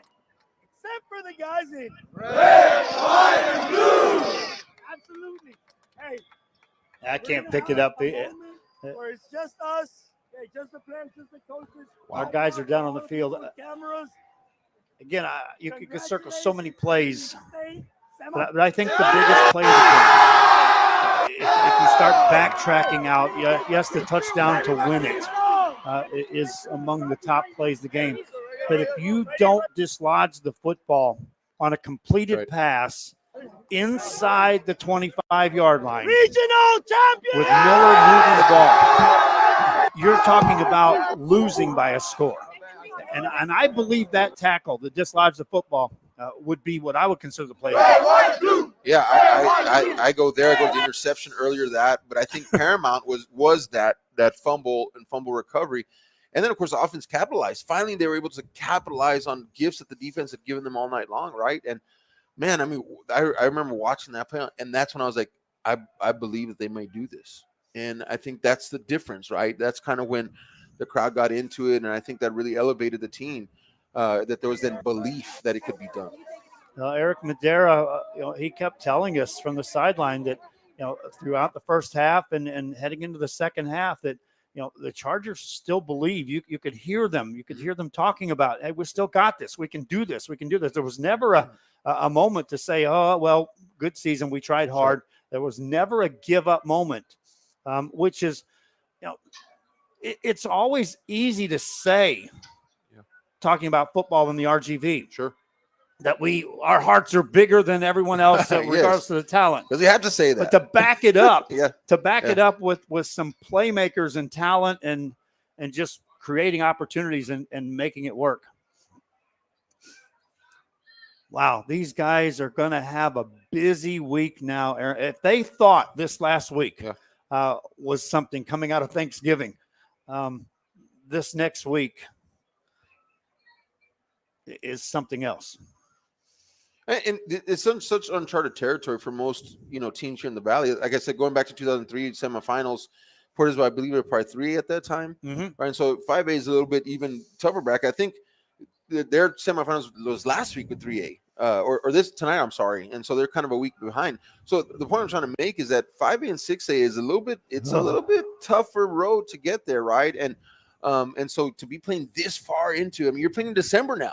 Next week you're officially playing the first week in December, and you're that close to the state championship that you can smell it, you can taste it. It's a week away, the state championship. Like I was at that stadium. I was at that stadium last night, and I was like, I said to Dahlia, it's like, what would it be like if one of the teams from the Valley played here?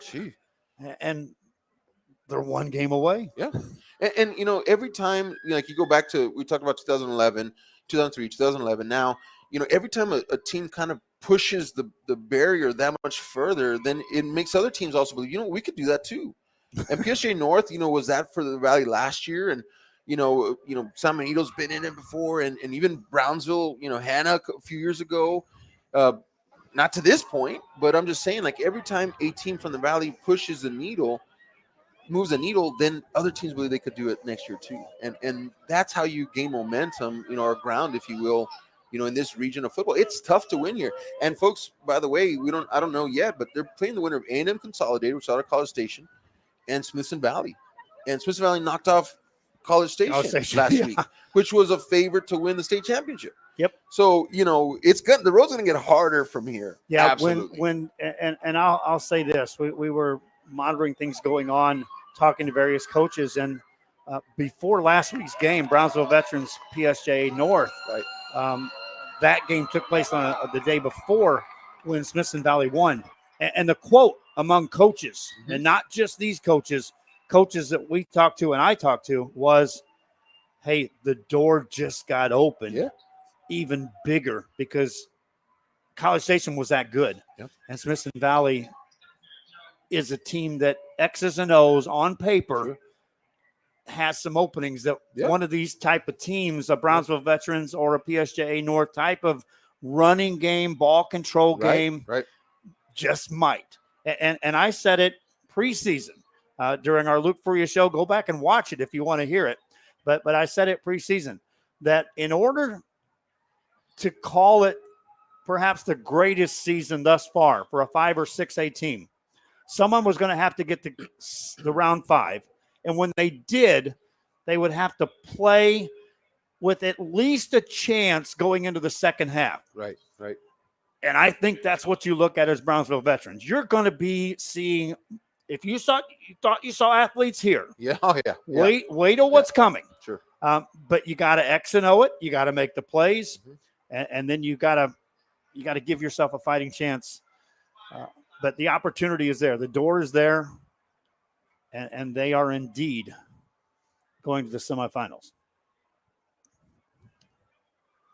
Yeah, the network was so bogged down here that I couldn't search earlier. I was trying to get on that, see there's an update on the score, but I tell you what, it's clearing out now a little bit. There's still a lot of fans hanging out here and celebrating this win, and just a really cool experience. I'm so thankful, you're still with us. Thanks for joining us. Thanks for tuning in wherever you may be. The beauty of YouTube is that the replay is available to watch immediately. We'll be handing this over to KBSD to use. We'll go down the rundown of who was participating in helping bring this broadcast.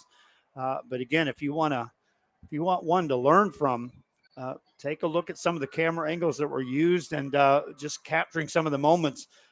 Anytime from a broadcast perspective that I'm doing play-by-play, and I have the luxury of a color commentary, which, by the way, Aaron, you're top notch, and I appreciate thanks for the call, Joe. The efforts here.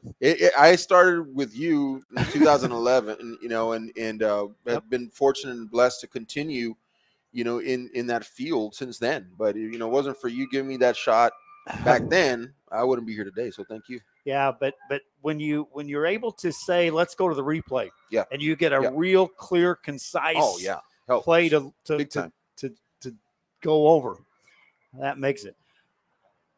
You can see the interviews are going to be taking place with J.C. Ramirez. I'm not sure. I'll look over at the technical guys and see if they still want me to try to stay with this broadcast and bring J.C. on board or not.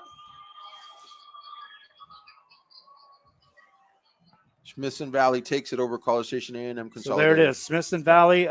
Tentative plans. This is just going off what Gilbert and I talked about beginning of the week, was that Buccaneer Stadium on Friday at 7:30 would be the next round matchup if Smithson Valley won and Brownsville Veterans won, and they both did. And so how ironic is it that Miller Buccaneer, who plays their home games on Buccaneer Stadium. That's going to sting a little. But, man, look, for Miller fans still listening right now, it's a young team. It is. They're going to be back next year. Yep. And it's going to be a bump in the road. But Miller's got a future, big time. And it's an impressive team. And they're going to be, I believe, even better next year. It was a great season for the Miller Buccaneers. They came in here 13-0, averaging nearly 60 points a game. And, one of the playmakers that was supposed to be out here on the field for the Miller Buccaneers, remember, was Damari Lister, who, if you don't remember that name, he was an integral part with the Andrew Body era on the final season. And, Jaden Brown and all of those guys. And Damari Lister is a senior. Yeah. He'll get to play. Hopefully his injury is healed up for basketball season. But had he been here, I would talk about it at halftime off the air, that he was the playmaker, the stretch the field kind of guy that would have opened things up even more. And you got this pocket passer and Trevor Long that's going to be a good one. He already is.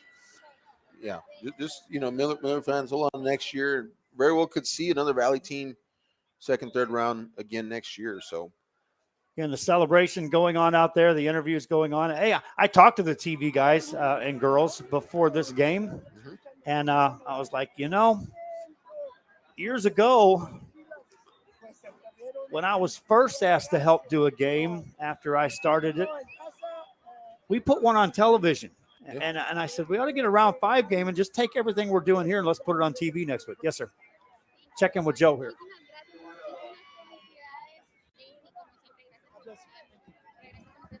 All right, that's my technical director coming in saying we're gonna put a wrap on this baby. As you see, J.C. Ramirez getting it. I want to run down again everyone that was instrumental in a part of this broadcast. BISD. Straight down the line, Abigail Gonzalez, IR and SB. Thank you. Christopher Galvan on comms. Well, let's go to Eric Alexander, who has J.C. Ramirez online. Get it, Eric. Well, Coach, heck of a job, heck of a win out here. With your team battling down for most of this ball game, what was your consensus at halftime? What were you telling the boys? So what I shared with them was, guys, the only reason why we're here is because we're good at what got us here. So we were not going to reinvent ourselves in these 28 minutes of halftime. We're going to just have to dig a little deeper and see what you find. And I told them, what you're going to find is you're going to find a champion. And I'm just so happy for them because they were able to get the job done. Coach, being able to close out games, I know your faith was 100% having your quarterback in the hand to go drive down, but how did you feel your team's momentum and mentality was going into that last drive? Momentum is everything. These kids, they're 16, 17, 18-year-old kids. They're very impressionable. It happens even at the pros. So once we got rolling, it was, first of all, it was pretty cool to see their crowd kind of go silent and our crowd just roared to life. That was phenomenal. Storm Montoya is phenomenal, a phenomenal leader today. He really grew up a lot. I'm very confident that he knows that he is a special kid, but now he's proven that he's a special leader on the football field, and I'm very proud of him. Coach, going into next week, I know you're still kind of taking all this in, and you're talking about how your team was able to step up. What do you think the mindset's going to be for preparing for this next upcoming week? I've talked to, I had made preliminary arrangements with both teams, and I know I'll say the same thing. Nobody shows up to the 4th round because they're not a great team. We're playing in the 5th round. I know it's Smithson Valley. They're a great team, but I'll say it again. So are we. And so we'll be looking forward to another great week of practice, and then we'll see how that one plays out. All right, Coach, last one. Message to the fans out here for tonight as well as going to next week. First and foremost, thank you to my family. I love you, darling. Thank you for being out here, my 2 boys, my parents, a whole bunch of friends, a bunch of people from my church family. So just thank you all for being here. Brownsville, thank you for having our bags. Thank you for not believing the hype that there was going to be terrible parking. It was worth your time. God bless you all. Coach, good luck next week. Heck of a win tonight. Thank you. Well, guys, heck of a win here in Brownsville Vets, as Brownsville Vets will make their way into the 5th round. But, Joe, we'll go right back up to you in the booth. That is Eric Alexander. He's one of my rising stars on my little company that I've got rolling here. I appreciate his efforts down there on the field. Again, let's run down everyone that was part of this broadcast. Abigail Gonzalez, Christopher Galvan on comms, Jessica Cortinas on a camera, Marco Delgado on camera, Gail Espinoza on a camera, Alejandro Lopez also assisting on camera, Coral Rodriguez on camera, Jammer Ruiz, I saw him handling the camera throughout that broadcast. Rudy Zamaripa Jr. down there as a spotter, and Eric Alexander down there on the field. Our technical director, Joseph Gomez, Alejandro Iresti on the commercial side, Lorenzo Lopez on a camera, Alicedes Lopez on a replay, Martin Sandoval was our ultimate director, Moises Garza on a camera, Juan Huerta on a camera, Aaron Signs to my right-hand side. I'm just the voice on top of all of that. So hope you enjoyed that broadcast. Aaron, final thoughts. You know what? Just amazing opportunity, for the Valley. And I got to just say that because I really felt that tonight. I really felt like the RGV was behind Brownsville Veterans Memorial. And I do hope, right, that Corpus now, because we're representing South Texas. Now as we go up the road to San Antonio, north of San Antonio area, I hope that Corpus Christi Miller fans and those areas as well will join together to support Brownsville Veterans Memorial as the South Texas contingency here in the semifinals next week. And so, just a joy, a blessing to be a part of history here, Joe. And, looking forward to this opening the door for further teams to go further in the future. Well, we're going to a round 5. I hope you enjoyed the broadcast. That's going to do it from Coach Joe Rodriguez Field, historical Sam's Memorial Stadium in Brownsville, Texas. Final score 35-28.